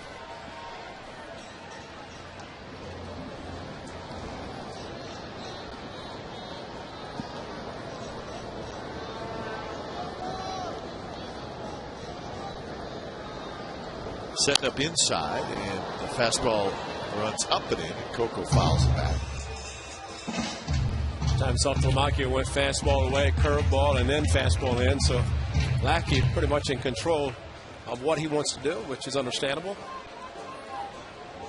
Saltalamacchia first year with the Red Sox. Lackey, of course, shaking again, knowing the A's hitters. And your pitcher and you're shaking. That means you've got confidence in your pitch. You want to go with what you think you want to throw in that certain situation.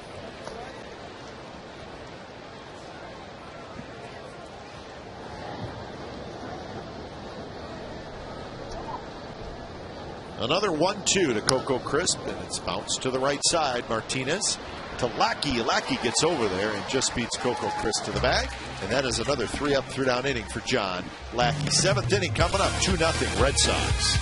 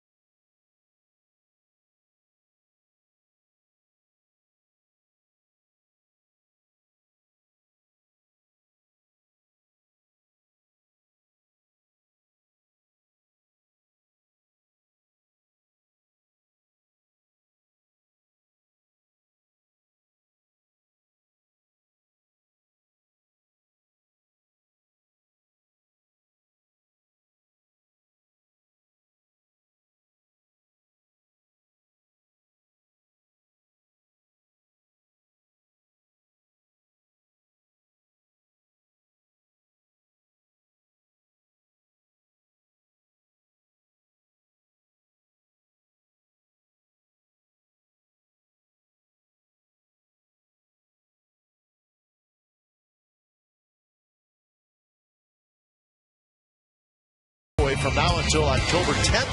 Thousands will win cash and prizes every day. Visit cashcreek.com for details. Philly cheesesteak.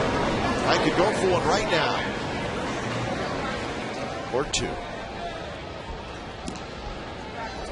Lots of good food here at the Coliseum. First pitch swinging. Darnell McDonald into the left field corner. Line drive. So the Red Sox are at it again. So Brett Anderson was rolling along until he hit the speed bump in the 6th inning. He'll be right back in the stretch here in the 7th. So McDonald has his second hit. You know, the one thing that Brett Anderson's been doing is throwing first pitch changeups, and the changeup is thrown in a count 3-1, 3-2, and you're thinking fastball, but if it's a first pitch changeup, sometimes it's kind of batting practice speed. You can't really have anything to judge it against to compare it, and that pitch looked like it was very hittable, and as a result, McDonald was out in front easily, pulling the ball down the corner. Hit hard, but foul.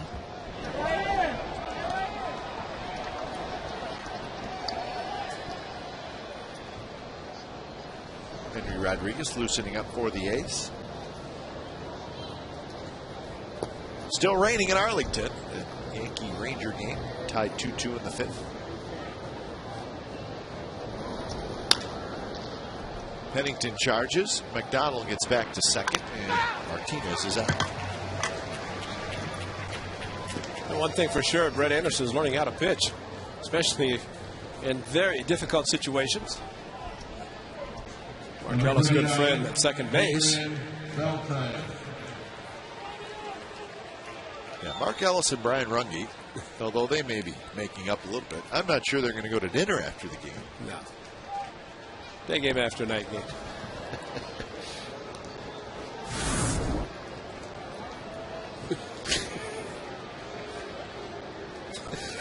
That's a great shot.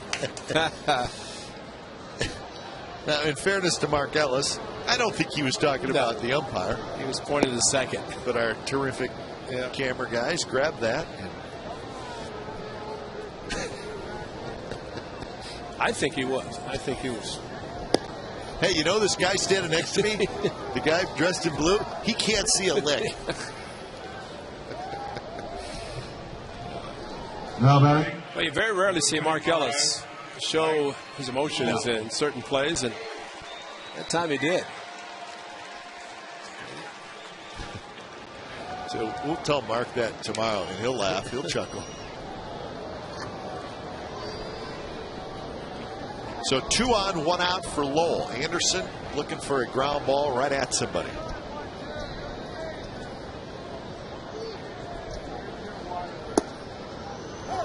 I think most people around baseball are surprised that Mike Lowell is still wearing a Red Sox uniform. He was traded, seems like a couple times in the offseason, and then had a wrist injury. Ended up, trades did not go through. Had a wrist surgery, and that kind of nixed the deal with the Rangers. Has not played a whole lot this year.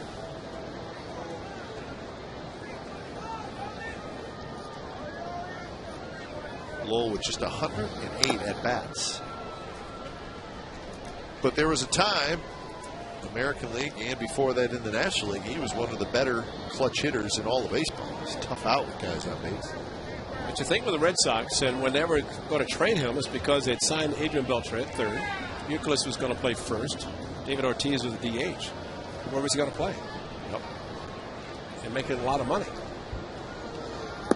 Swing and a miss. He struck him out. Anderson, a sharp breaking ball. And that is strikeout number 5, 2 of them to Lowell. But it's a very unhittable pitch, that hard slider, and you're a right-hander. You just have to gear for it like he did, and look how much he swung over the pitch.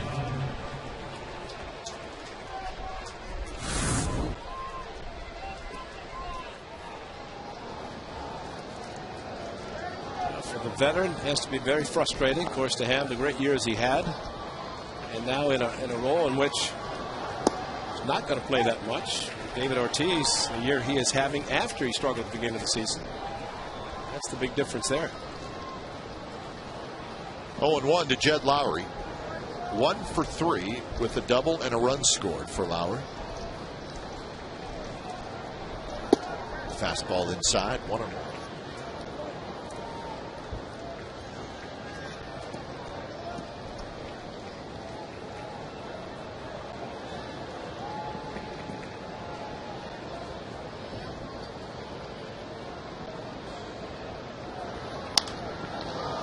High fly ball to right field.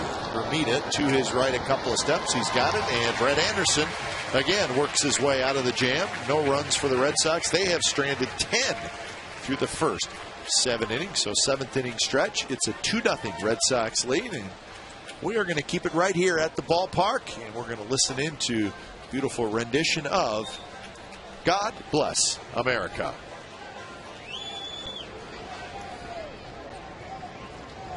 Ladies and gentlemen, in honor of our nation's Day of Remembrance, please rise and join in singing God Bless America with Captain Larry Sampson of the Oakland Fire Department.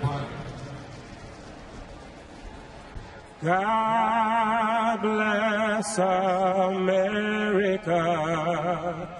land that I love. Stand beside her and guide her through the night with the light from above. From the mountains to the prairies to the oceans wide with foam. God bless America, my home sweet home. God bless America, my home sweet home.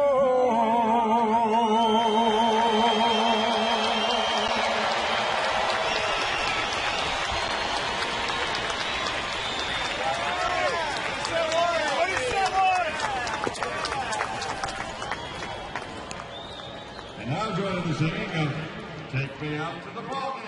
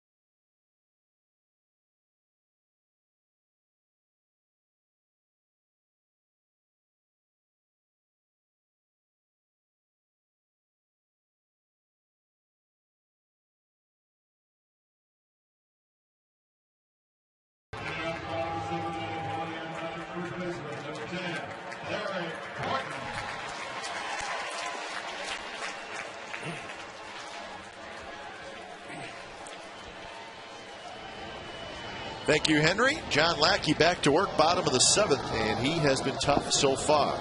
Derek Barton a little upset, trying to call timeout. Mike Winters would not give it to him, as it seemed like the announcement of Derek Barton was a little bit late, maybe distracted him. Curveball from John Lackey. And the count is 0-2. Yeah.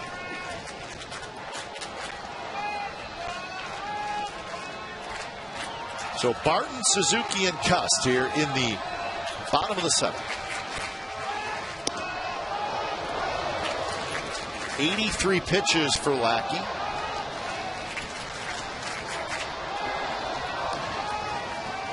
Barton with a ground out and a fly out.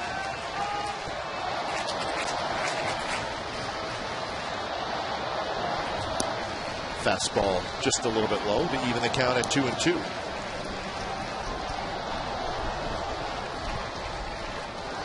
Brett Anderson has done a good job of working out of trouble tonight. Might have worked out of his last inning, or top of this inning. He's done a very good job at just no run support tonight. There's a line shot to the gap in left center field, and that's going to get down and go to the wall. Derek Barton with a leadoff double.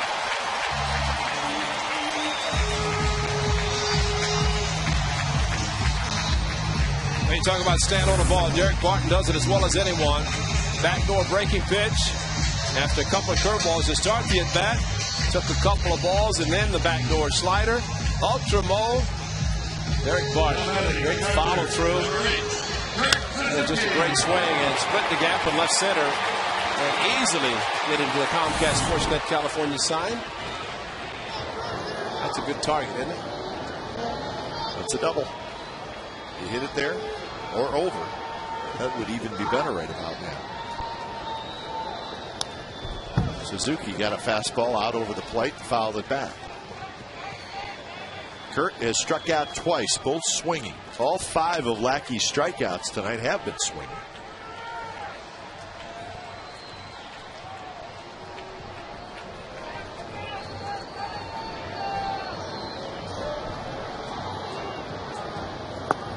Breaking ball, and it's 0-2. Surprised to see some of the swings from the A's hitters with Lackey, and although he's a good pitcher and makes good pitches, but think of the breaking pitches that are clearly out of the strike zone, yet guys are committing and not able to hold up their swing. Actually, Rajay Davis slider way outside, swung and missed in his last at bat. And Kurt fights that one off to keep it 0-2.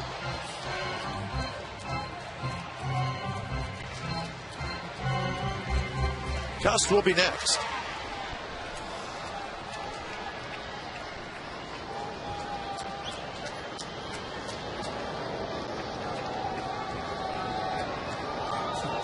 Derek can see his fingers. Can I run? Not holding me. Center field. Kalish gets over there. Barton hustles back to tag, but he's going to stay. The ball kicks away from Lowry, the shortstop, but not far enough.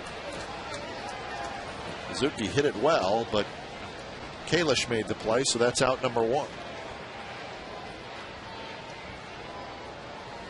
Now batting, designated hitter, number 32. Rodriguez will get up again. It looks like we'll see Henry Rodriguez in the 8th inning.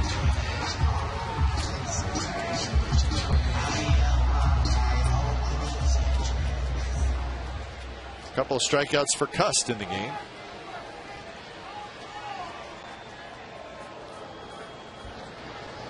Red Sox put the shift on.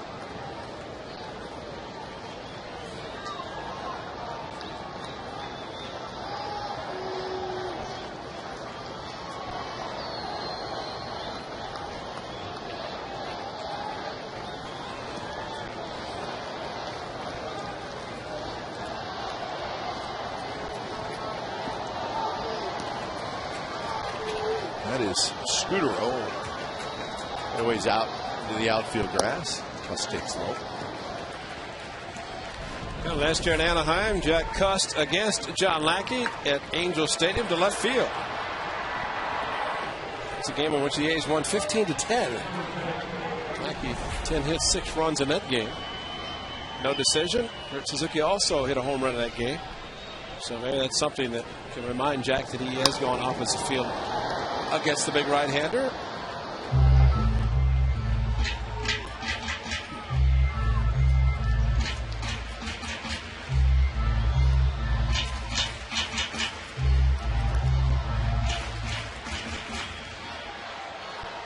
Angels winning tonight 5-0 at home over the Mariners. They're beating Felix Hernandez. A lot of run support again for King Felix. That one a foul ball.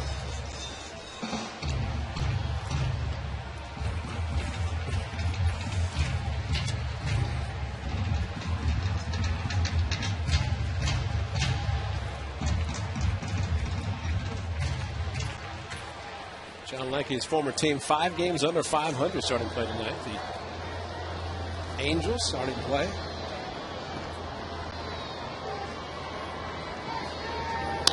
Gus reaches for it, pokes it into left field. That's a hit.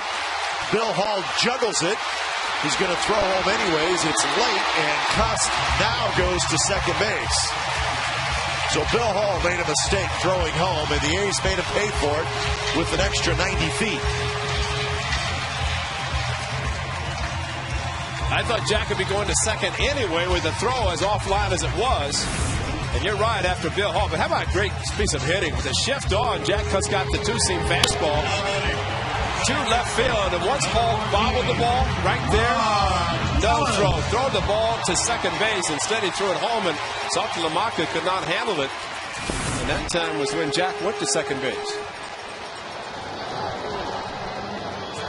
So they're going to give Bill Hall an error on the throw. And now the tying run is at second for Ellis. Well, in a game like this, a one-run game, that's a huge defensive mistake by Bill Hall. Late in the game. You know, even more impressive was the aggressiveness of Mike Gallego. You're down by 2 runs. Ball hit hard. You have a tendency you want to play a little bit conservative. And not Mike Gallego. Ball's on the ground, pushing the envelope, and it worked. The important thing for the runner to get a good jump off second. Derek Martin did. 2-0 now to Ellis. Derek, who wanted to steal third anyway, and then with the ball on the ground. Well, head down and really running hard. And I'd like to see that once you're given the green light or the go sign with the third base coach, just push it. 2-0 pitch to the outside corner for a strike.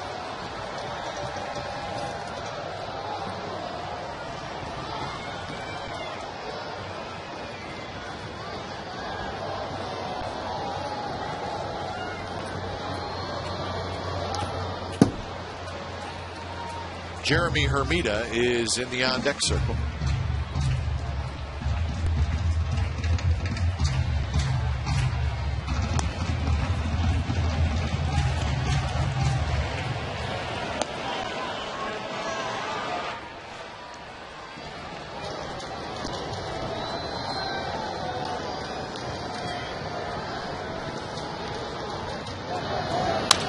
There's a base hit left center field. And this game is tied. Cust comes around third. He crosses home plate, and Ellis comes through.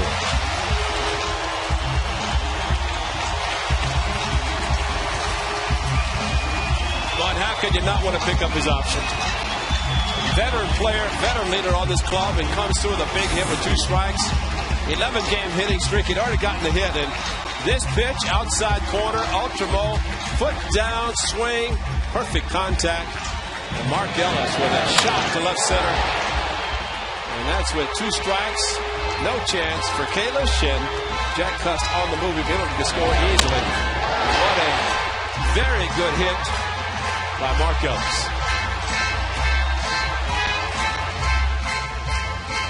Hey, how about Mike Gallego and ever good Ultramo? Even in Ultramo, he is very fast with that right arm. That's good to see. So Ellis picks up RBI number 36. He's got a couple of hits tonight. Here's Hermida. All started with the Barton double.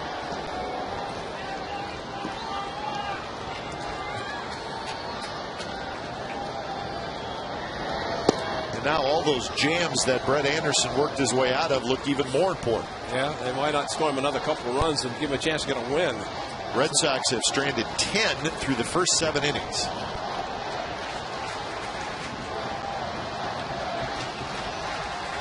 Well, Marcus looked like he was going to be running And slipped a little bit as he got back to first. That Quickie, a guy who was technically Lackey, who was just moving along, making great pitches. Pitch count was down, and now he stands at 100. 2 runs in this inning, and still just 1 out.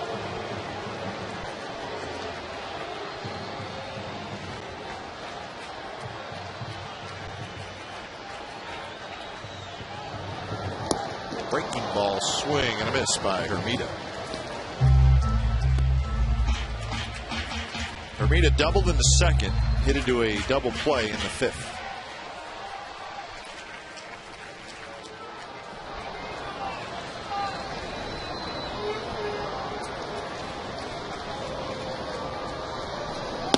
That one stays inside.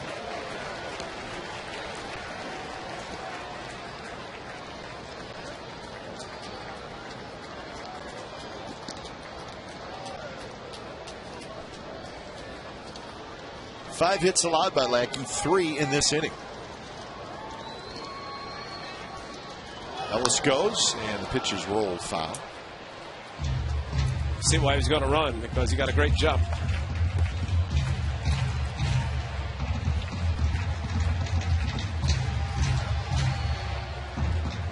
It's a good look for Terry Francona, the Boston Red Sox, with the red, white, and blue cap, of course, with the big B. The red bill, the white cap. The Mala uniform. Oh, yeah. Swing and a miss on a pitch in the dirt. Hermida strikes out.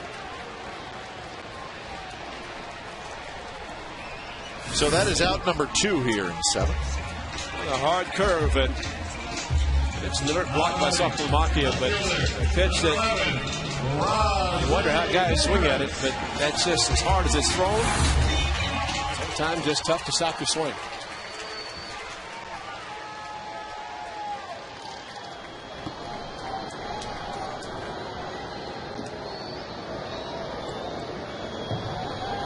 Rajay Davis drives one. Center field. Kalish back, and he can't get it. Here comes Ellis. He's going to score. Rajay Davis to third, and they'll hold him there. The A's lead 3-2.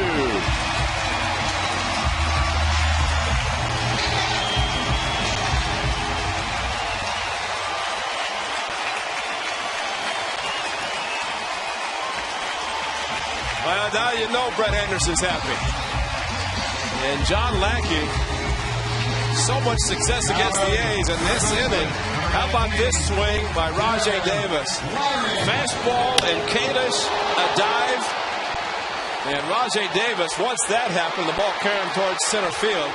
He had some help, but Rajay Davis, once he hit second, had to be thinking inside the park home run. And a huge hit, coming with 2 outs. And Brett Anderson, all of a sudden now he gets some bullpen help. He's got a chance to get a win, and the A's a big one. First pitch to Larish is up and away. Rajay Davis and Ultramo, very aggressive, and first pitch hitting. He's not going to wait around. Pop up to third, a strikeout, and then the big booming triple. 2 singles, a double, and a triple in the inning for the A's off Lackey. And a home run for the Cyclone. And a little cushion.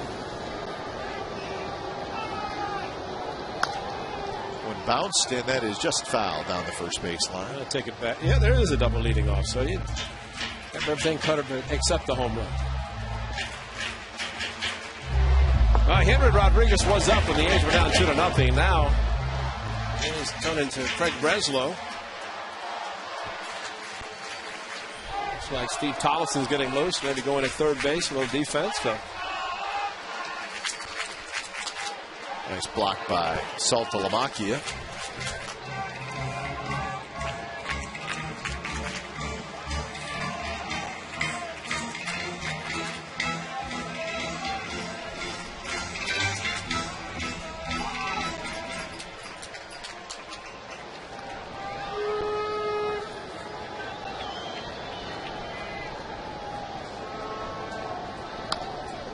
on the ground. Martinez ranging far to his right. He'll flip to Lackey.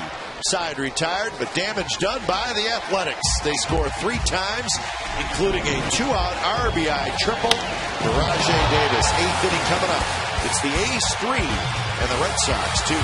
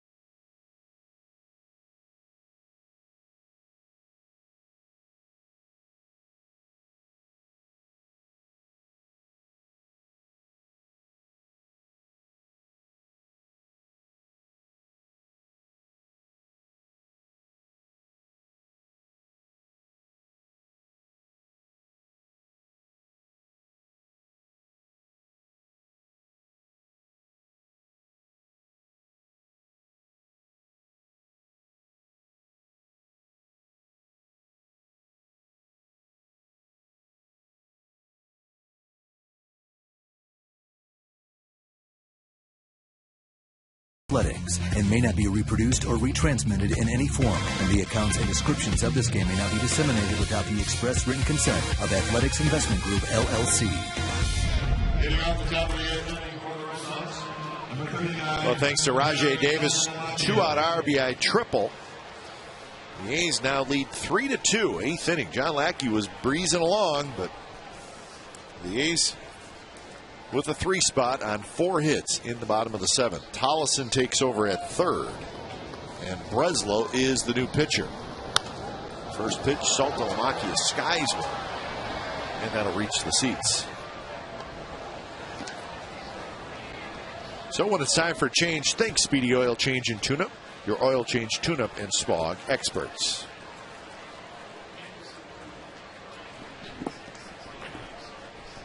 So Brett Anderson now a chance to get a win. Bailey and Wirtz warming up in the bullpen.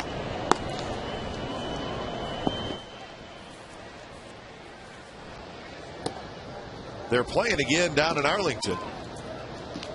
So the rain delay is over. It's still 2-2. Top of the 6th inning.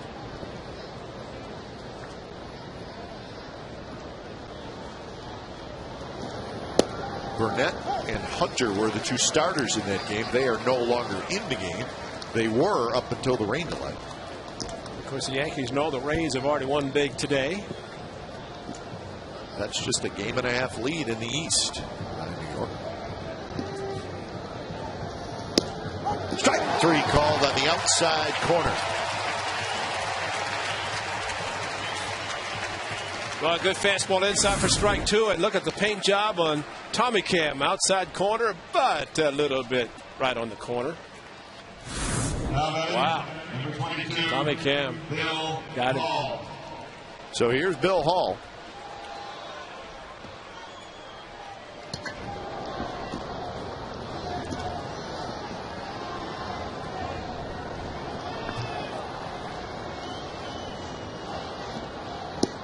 Changeup drops in for a strike in the outside corner. Well, that was a great one at 76 miles per hour, about a 14-mile difference in his fastball and changeup with a great delivery, great release point.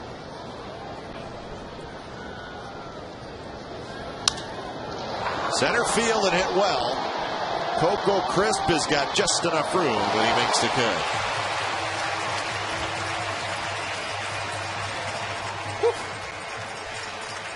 That sounded and looked too good off his bat.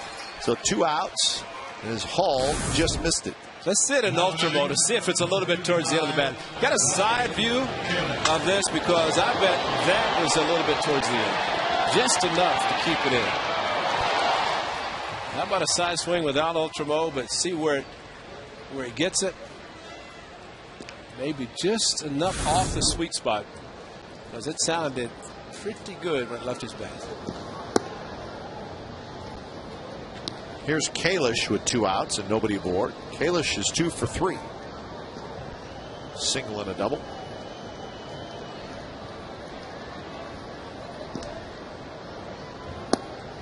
And now 2-0.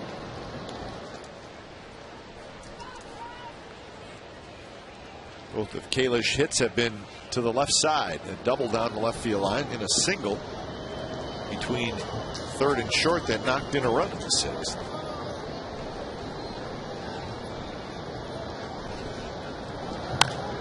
Popped up.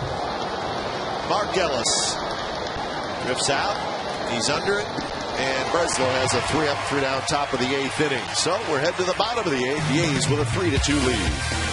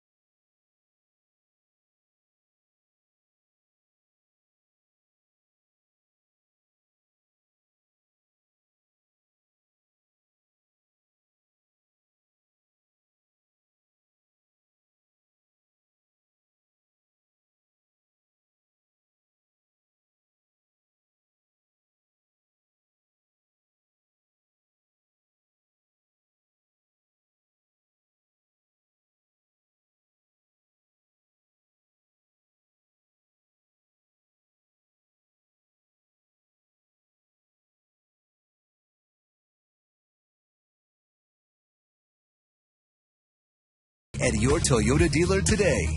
By Xfinity TV, phone, and internet. Reinvented.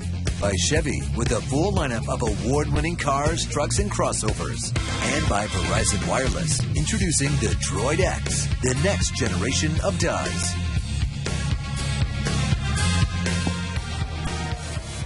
Three to two, the A's lead, bottom of the 8th inning. Red Sox have gone to their bullpen. The hard-throwing right-hander Daniel Bard. Fastball for a strike from Bard. Their game summary brought to you by McDonald's. 2-8-1 for Boston, 3-6-0 for the A's. The 3-run bottom of the 7th, the difference in the ball game. So 0-2 to Pennington, who has grounded out twice to the second baseman.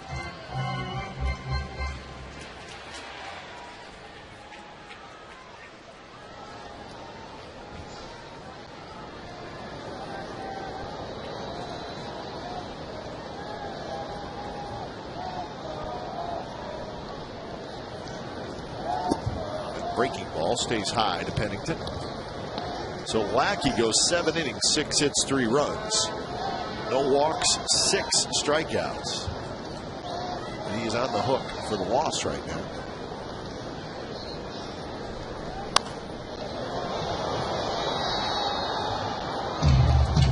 And when it's time for a change, think Speedy Oil Change and Tune-Up. Your oil change, tune-up, and spog experts. Good year for Daniel Bard. Some people think he may be the Red Sox closer next year. Jonathan Papelbon, I think he's going to be a free agent after this year. Close, yeah. So to keep him, you're going to have to pay him big money. The closer spot has become a big money position. Isn't that amazing to pay all that money for one inning? The A's are lucky with Andrew Bailey. He's a long, long ways away from being a free agent. That's not really an issue right now. Might be one of those guys you start thinking about locking up. Yeah. A's have a few of those players, and I don't think you could go wrong. They've done it with Brett Anderson and Kurt Suzuki, and his two-seam fastball, it was a little bit off the plate. Really didn't come back as much as Bart wanted it to. And a few words for Mike Winters. Strike zone has been a little bit erratic tonight. I think the A's have several players that you could lock up and know you're going to get some quality performances, whether position players or pitchers, and that's important with the arbitration of free agency looming.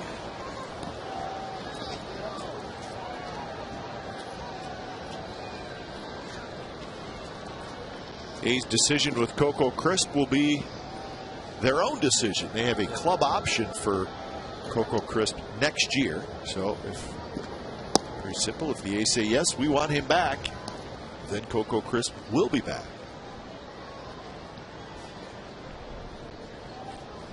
Same situation with second baseman Mark Ellis. Not anymore for Bob Guerin because the A's picked up his option for next year. That was just announced today. So congratulations to the manager, Bob Guerin. He will be back managing the A's in 2011. So that's good news for the Athletics and for Bob Guerin. So this is his 4th year, so he'll be back for year number 5. And I hope it's the same for the coaching staff because they've done an outstanding job as well. Indeed.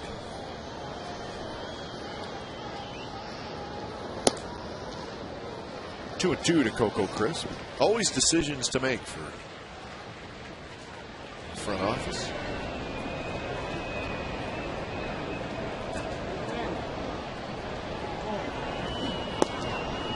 It's not a hard decision with that guy in the bullpen.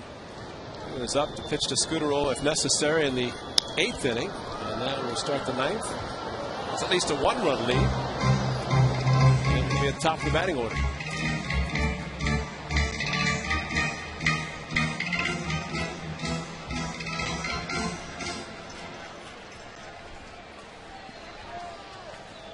Couple of groundouts and a flyout for Crisp in the ball game. After his 3-for-3 game last night, 0-for-3 tonight.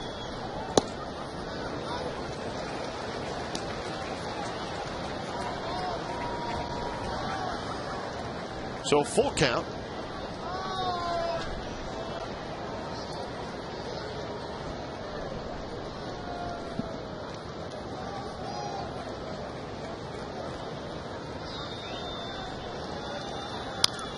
Coco fouls it back again.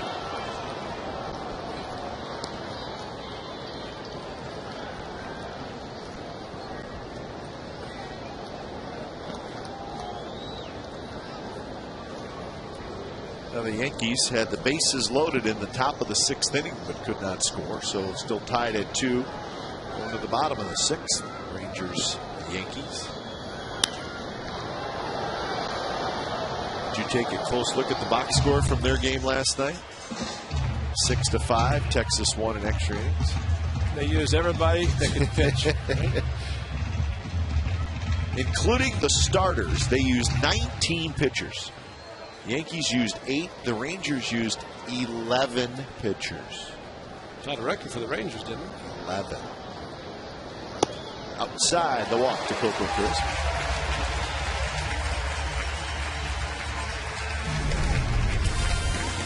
Join us tomorrow here on Comcast Sportsnet California. The A's will wrap up this 3-game series with the Red Sox.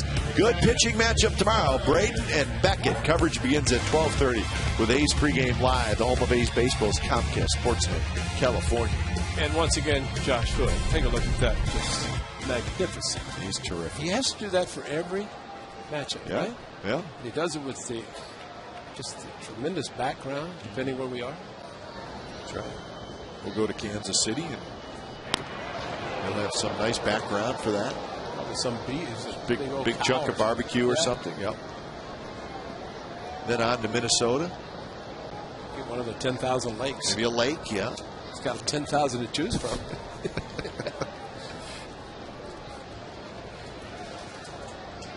You'd probably pick one that doesn't have a lot of water. That would be hard to find. So we were talking about the box score, Ray. That game last night took 5 hours and 12 minutes. 19 pitchers are used. 447 pitches were thrown. 447. And not only with all those pitches counted, but somebody charted where everyone went. Yeah. Nelson Cruz was the hero. Yeah. Twice tied it and won it. Most home runs. Coco inching off. Still moving towards second. Getting that walking lead, and he was dying to go. Victor Martinez was probably saying to him, I'm glad I'm at first tonight. Because he was saying that he looked down and he saw the lead. He said not only did he have the lead, but he was doing that. He was dancing, and he was starting to run, and Victor knew he had absolutely no chance. And he was well under 2 seconds, which is great for a catcher in his release to get the ball to second.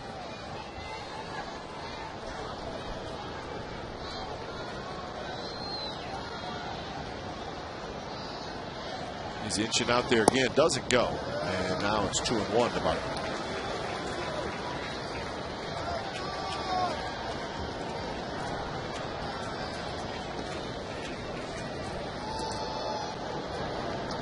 Martin got the 3-run 7th inning started with a double to left center field.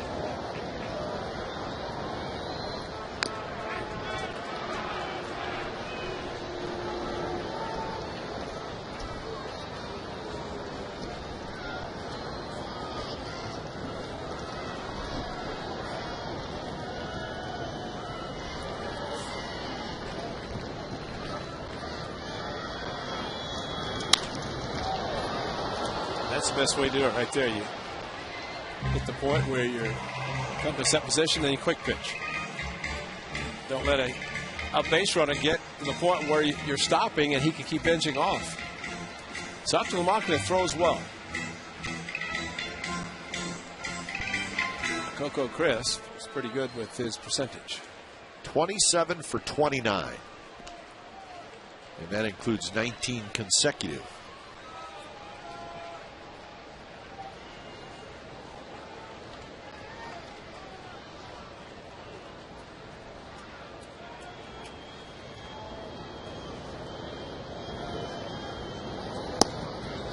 Ricky, after the game last night, I said, Ricky, by the time you figured out and told the base runners what the pitcher was doing, the pitcher was out of the game. He says, I had him before. And he did. He had already picked up some things the pitchers were doing. He's probably already figured out Bard. So it's Coco. Oh. Figured he was going to be going. He must not have read Bard as delivery. Well, he's close because he just keeps creeping and creeping. He's just trying to get that timing just right. 3-2, you figure he's going to be running.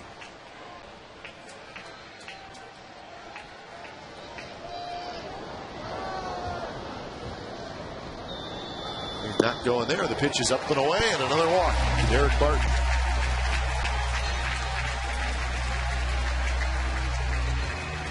Hayes would love to have an insurance run. Well, now if he's figured him out at second, he'll try a double steal.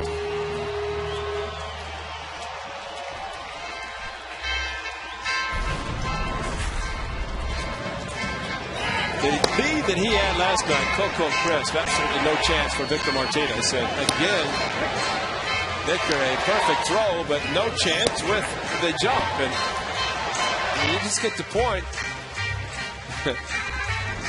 Coco told Ricky, I'm going to pass you for consecutive steals. As a matter of fact, I'm going to go past you by 2.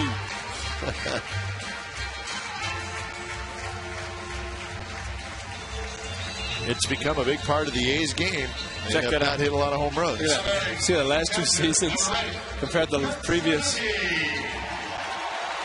a good part of the game. It makes it exciting. You got fans on the edge of their seats wondering, hey, you got a guy who's going to run, he's going to try to steal. Well, recently, Ray, 8 steals in the last 2 games. Yep. They do not have one tonight, although they do not. Wow. In fact, they got 2 of them. Oh, the old double steal. Derek Barton was actually halfway to second base, almost pushing Coco to go. It was unbelievable.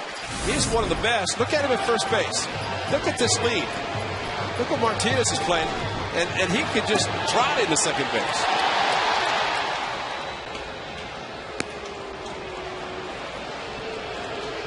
Now they're going to walk Kurt Suzuki.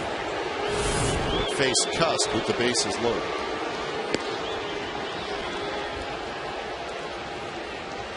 Derek Barton might steal 50 as a trailing runner this year. So, I mean, do you think the Red Sox in that situation, watching the A's lately, double stealing, would they be better off to have Martinez hold a runner at first?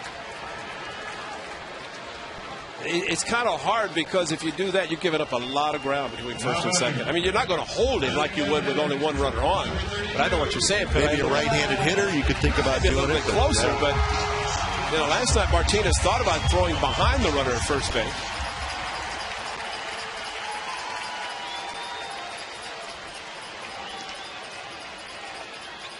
Funny, usually you think, well, throw to the back base. Yeah. Got a better chance. In that case, you had a better chance to get Coco Crisp, and you weren't going to get him. That's for sure. The best chance was to do what he did, eat it, not even throw it. So Cust with a chance to not bust it open, but just make the A's breathe a little easier. 3-2 game, 1 out. And Cust drives one right field. That'll get down for a hit. McDonald plays it on a hop, running right through the stop sign, and he is saved. No, they called Barton out. It looked like he got in, and they called him out.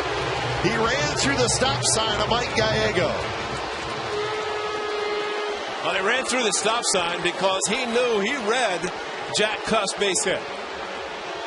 And he just kept going because he thought he had read it well enough that he was going to be able to beat the throw.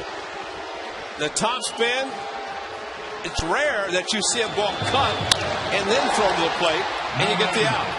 But that's exactly what Martinez did. Cut it and then a quick throw to first. I bet he missed it. I thought he was in there. Yeah, I did too. Saltamaka trying to block him and he missed him. If we have another angle, the umpire, Mike Winters, had the angle in which he couldn't see whether it hit his back or not. And we've seen that so often. Meanwhile, Jack Cust coming through with a big hit. Here's the better angle. Mike Winters does not have this angle. And you really can't tell there. And if we couldn't, Mike Winters could. He's got no way of seeing if the tag was made on the bat. And Derek Barton was the best because he would have felt it and didn't feel it, obviously, as he gave the safe sign. See, that's basically what the umpire's looking at. And so there's no way he knows for sure. No. Well, Derek almost, if he had thrown his helmet, he's gone. Fortunately, it didn't come off his head. The A's do get a run to make it 4-2. So the RBI for Cust. He's got a pair of RBI hits in this game. So it's been a good night for Jack Cust.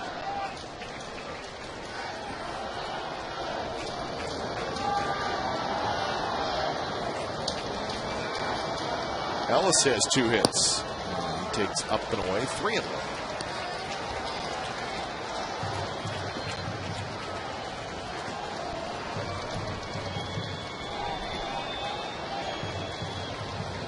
One hit, a couple of walks, actually 3 walks, 1 intentional.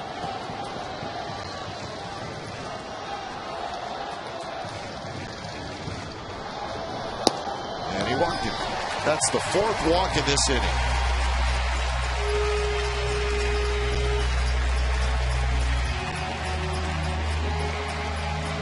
So we're going to get a pitching change. Okajima is going to come in to face Hermida. So Daniel Bard, not a lot of luck here in the bottom of the 8th inning. 4 walks and a base hit. The lefty coming in. 4-2 A's.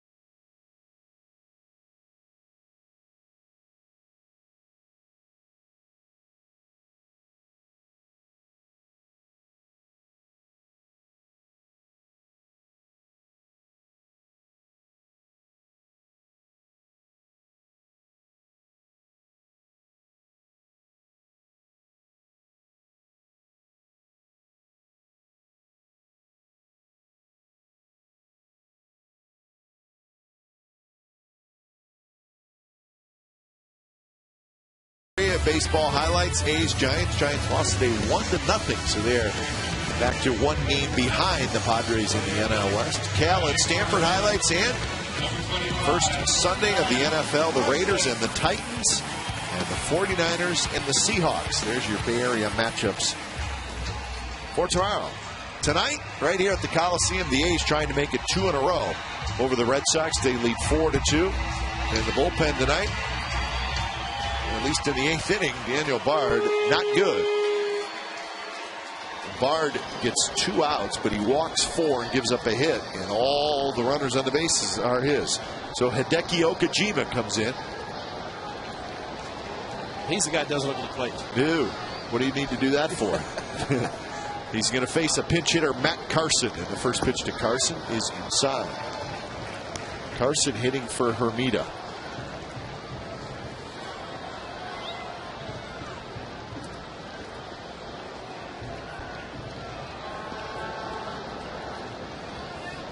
So Hermida, well, he was in there, went 1 for 3 with a double.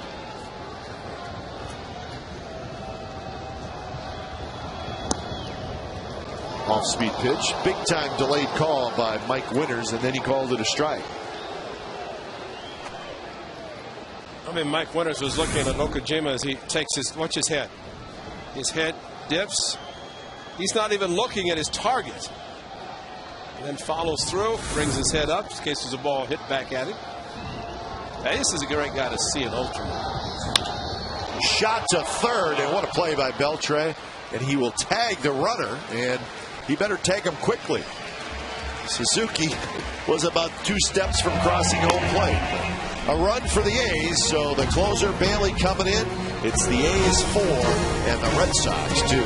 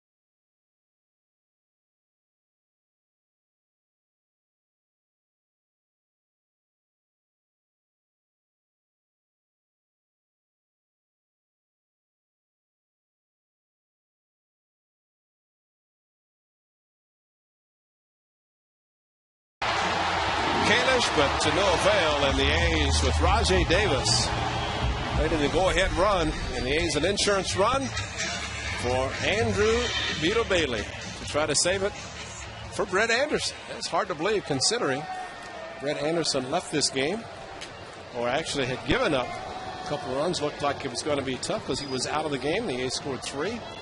Insurance run, and Bailey can close it. First pitch, and it's to Marco Scutaro, and it's high. It's the top of the order for the Red Sox. When it's time for change, think Speedy Oil Change and Tune-Up, your oil change tune-up and smog experts. So Andrew Bailey in search of save number 23.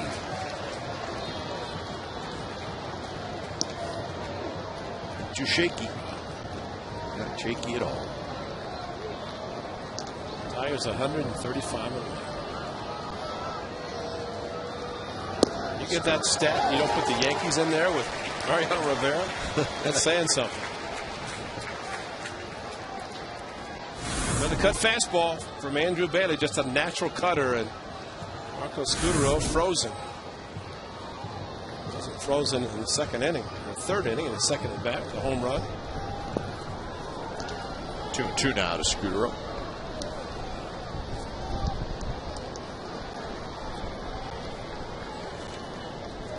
Daniel Nava is in the on-deck circle. That is Darnell McDonald's spot.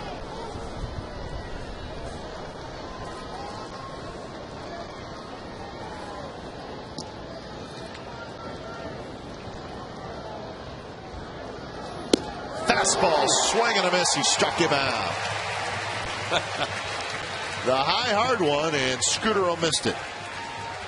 Well, they got a cutter that he snuck by him, and he threw a curveball and then said, okay, enough's enough. And there's the high cheese. And Andrew Bailey, boy, his last appearance, and now this one, his fastball has been unbelievable.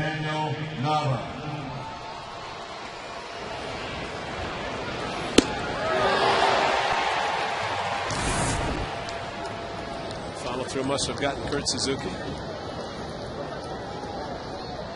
So here's Nava, right or a left-handed hitter. Victor Martinez in the on-deck circle. Fastball right there for a strike. That's good with a big swing and then the follow through. Left forearm of Kurt Suzuki, and that's what a hard bat will do. On your forearm, you feel it. Breaking ball drops low. That's one of the things about Andrew Bailey, the former starter, now closer. So you get a chance to see more than just the fastball and slider.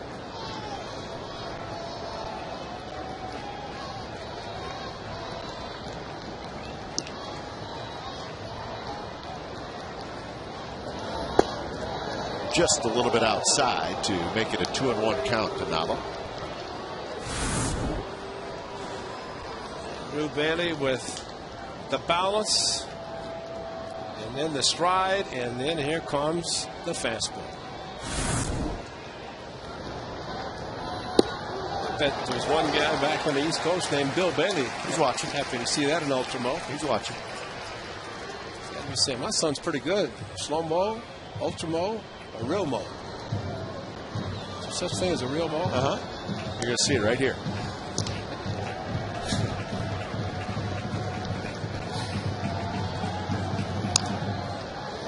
Real.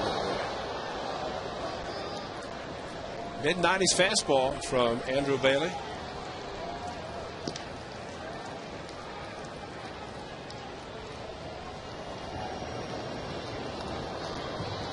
Very good 8th inning by Craig Breslow. 3 up, 3 down with a strikeout. That coming right after the A's scored 3 times. Nava goes after that high fastball, fouls it back.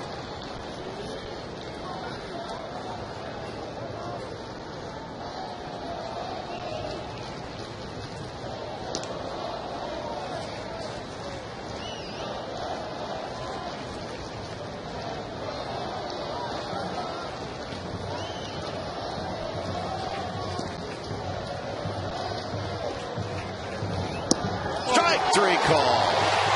2 down in the ninth. Wow. Challenging the fastball, and then it goes backdoor with an unhittable pitch. Watch the break on this pitch. Outside, and then, oh man, what a pitch. Hate. And that had a lot of the plate. With Tommy Cam showing exactly. And it's Henry Bailey with backdoor with a slider.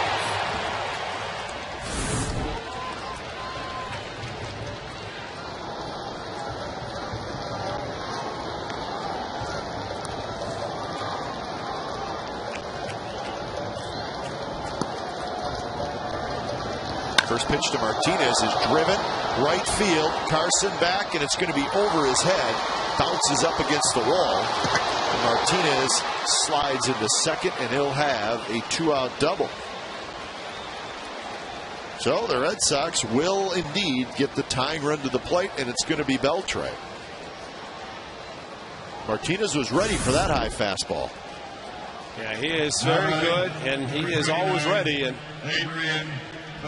his best way, of course, instead of taking a pitch, which you see guys do, the idea is to get on base yourself your own way.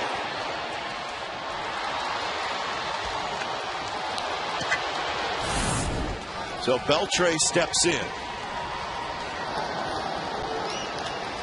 David Ortiz is strolling to the on-deck circle.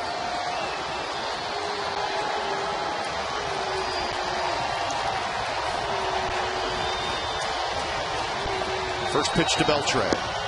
Outside. Beltre 1 for 2. He singled in the first, and he has walked twice, so he's been on base 3 times. 27 home runs for Beltre.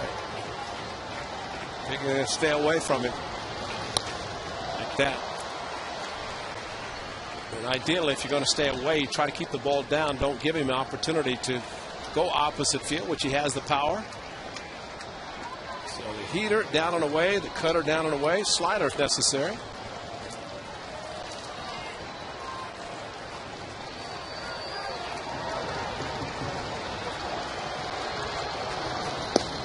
Good pitch, and now it's 1-2. You know, there are certain pitches that are unhittable. Just saw one, folks. This fastball outside corner, that is unhittable. Reach for it, loop toward center field, and that's going to get down. That's a base hit. Beltre's going to try for 2, and he's going to make it. So a run comes in, and Beltre is at second with an RBI double. Here's reach for it, poked it into left center.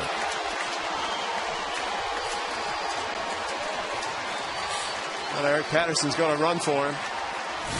And it will be Big Papi, but nothing you can do about that. He just reached out and got the slider, and maybe playing of no doubles, and because of it, it landed in front of Coco Crisp and Rajay Davis. So there's the speedy Patterson. He'll run for Beltre, and David Ortiz is going to hit.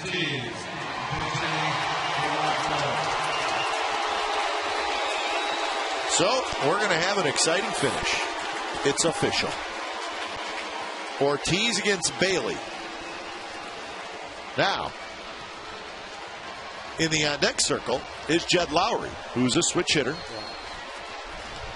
And he's no David Ortiz.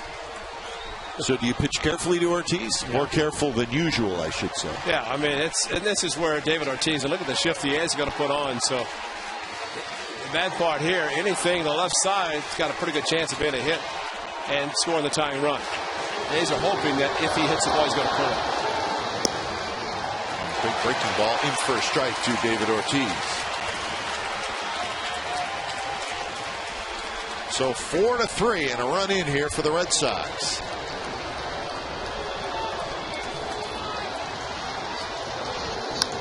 Ortiz down the left field line, but that's going to slice foul.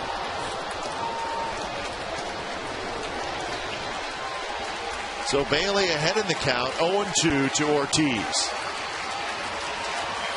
Now, if you really want to be gutsy, run one inside.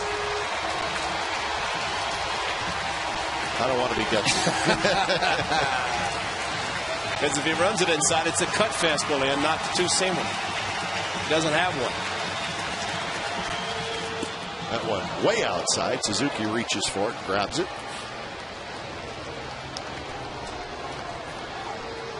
They threw him an excellent curveball. I think of Ben Sheets in Boston. Threw him a great curveball, but his arm hurt so badly he couldn't throw him another one. Throw him a fastball and hit a home run. It's not the case with Andrew Bailey.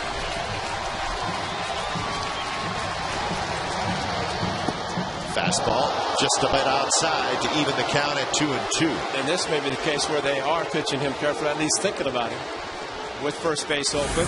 Hey, this guy a lot of money. Of course, in the history of the Red Sox franchise history, he has been the best when it comes to clutch hits.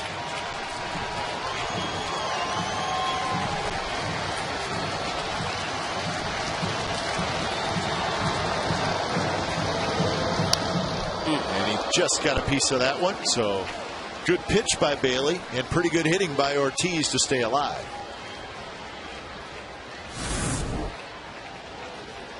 Big Papi thinking about a pitch outside, and you know, if Andrew had any of the two-seam action on his fastball, but because of his elbow and that bent for a natural cutter, it's tough.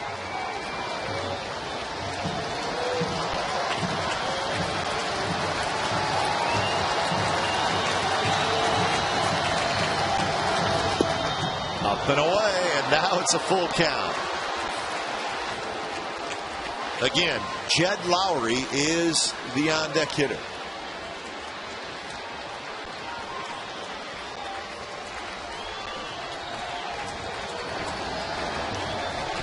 On the curve.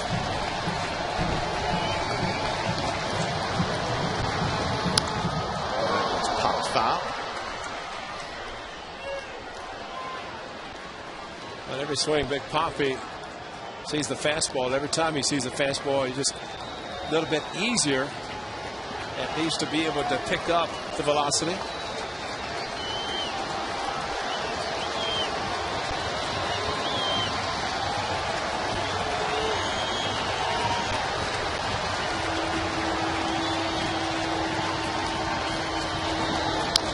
And that fastball down a little bit, and that's the one Ortiz has been waiting for. He's been waiting for something just a little bit down, and he got it, and he fouled it back. See how he's reaching out? He's a little bit late on that. That's why, as much as you don't think about it, fastball in,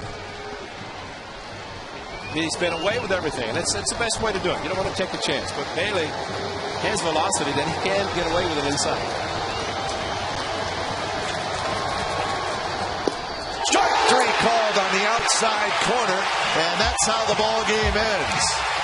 Bailey stayed away, and he gets Ortiz looking, and the A's hang on and win it by a final score of 4-3. So the Red Sox get a run in the ninth, but Bailey ends up striking out three, and he has to work hard, but he gets saved number 23.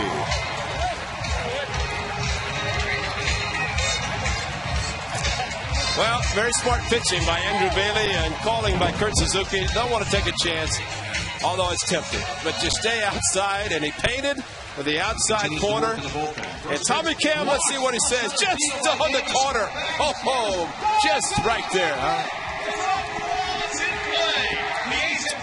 But Mike Winters, with his strike zone tonight, exactly right there. Oh, the exciting game of baseball.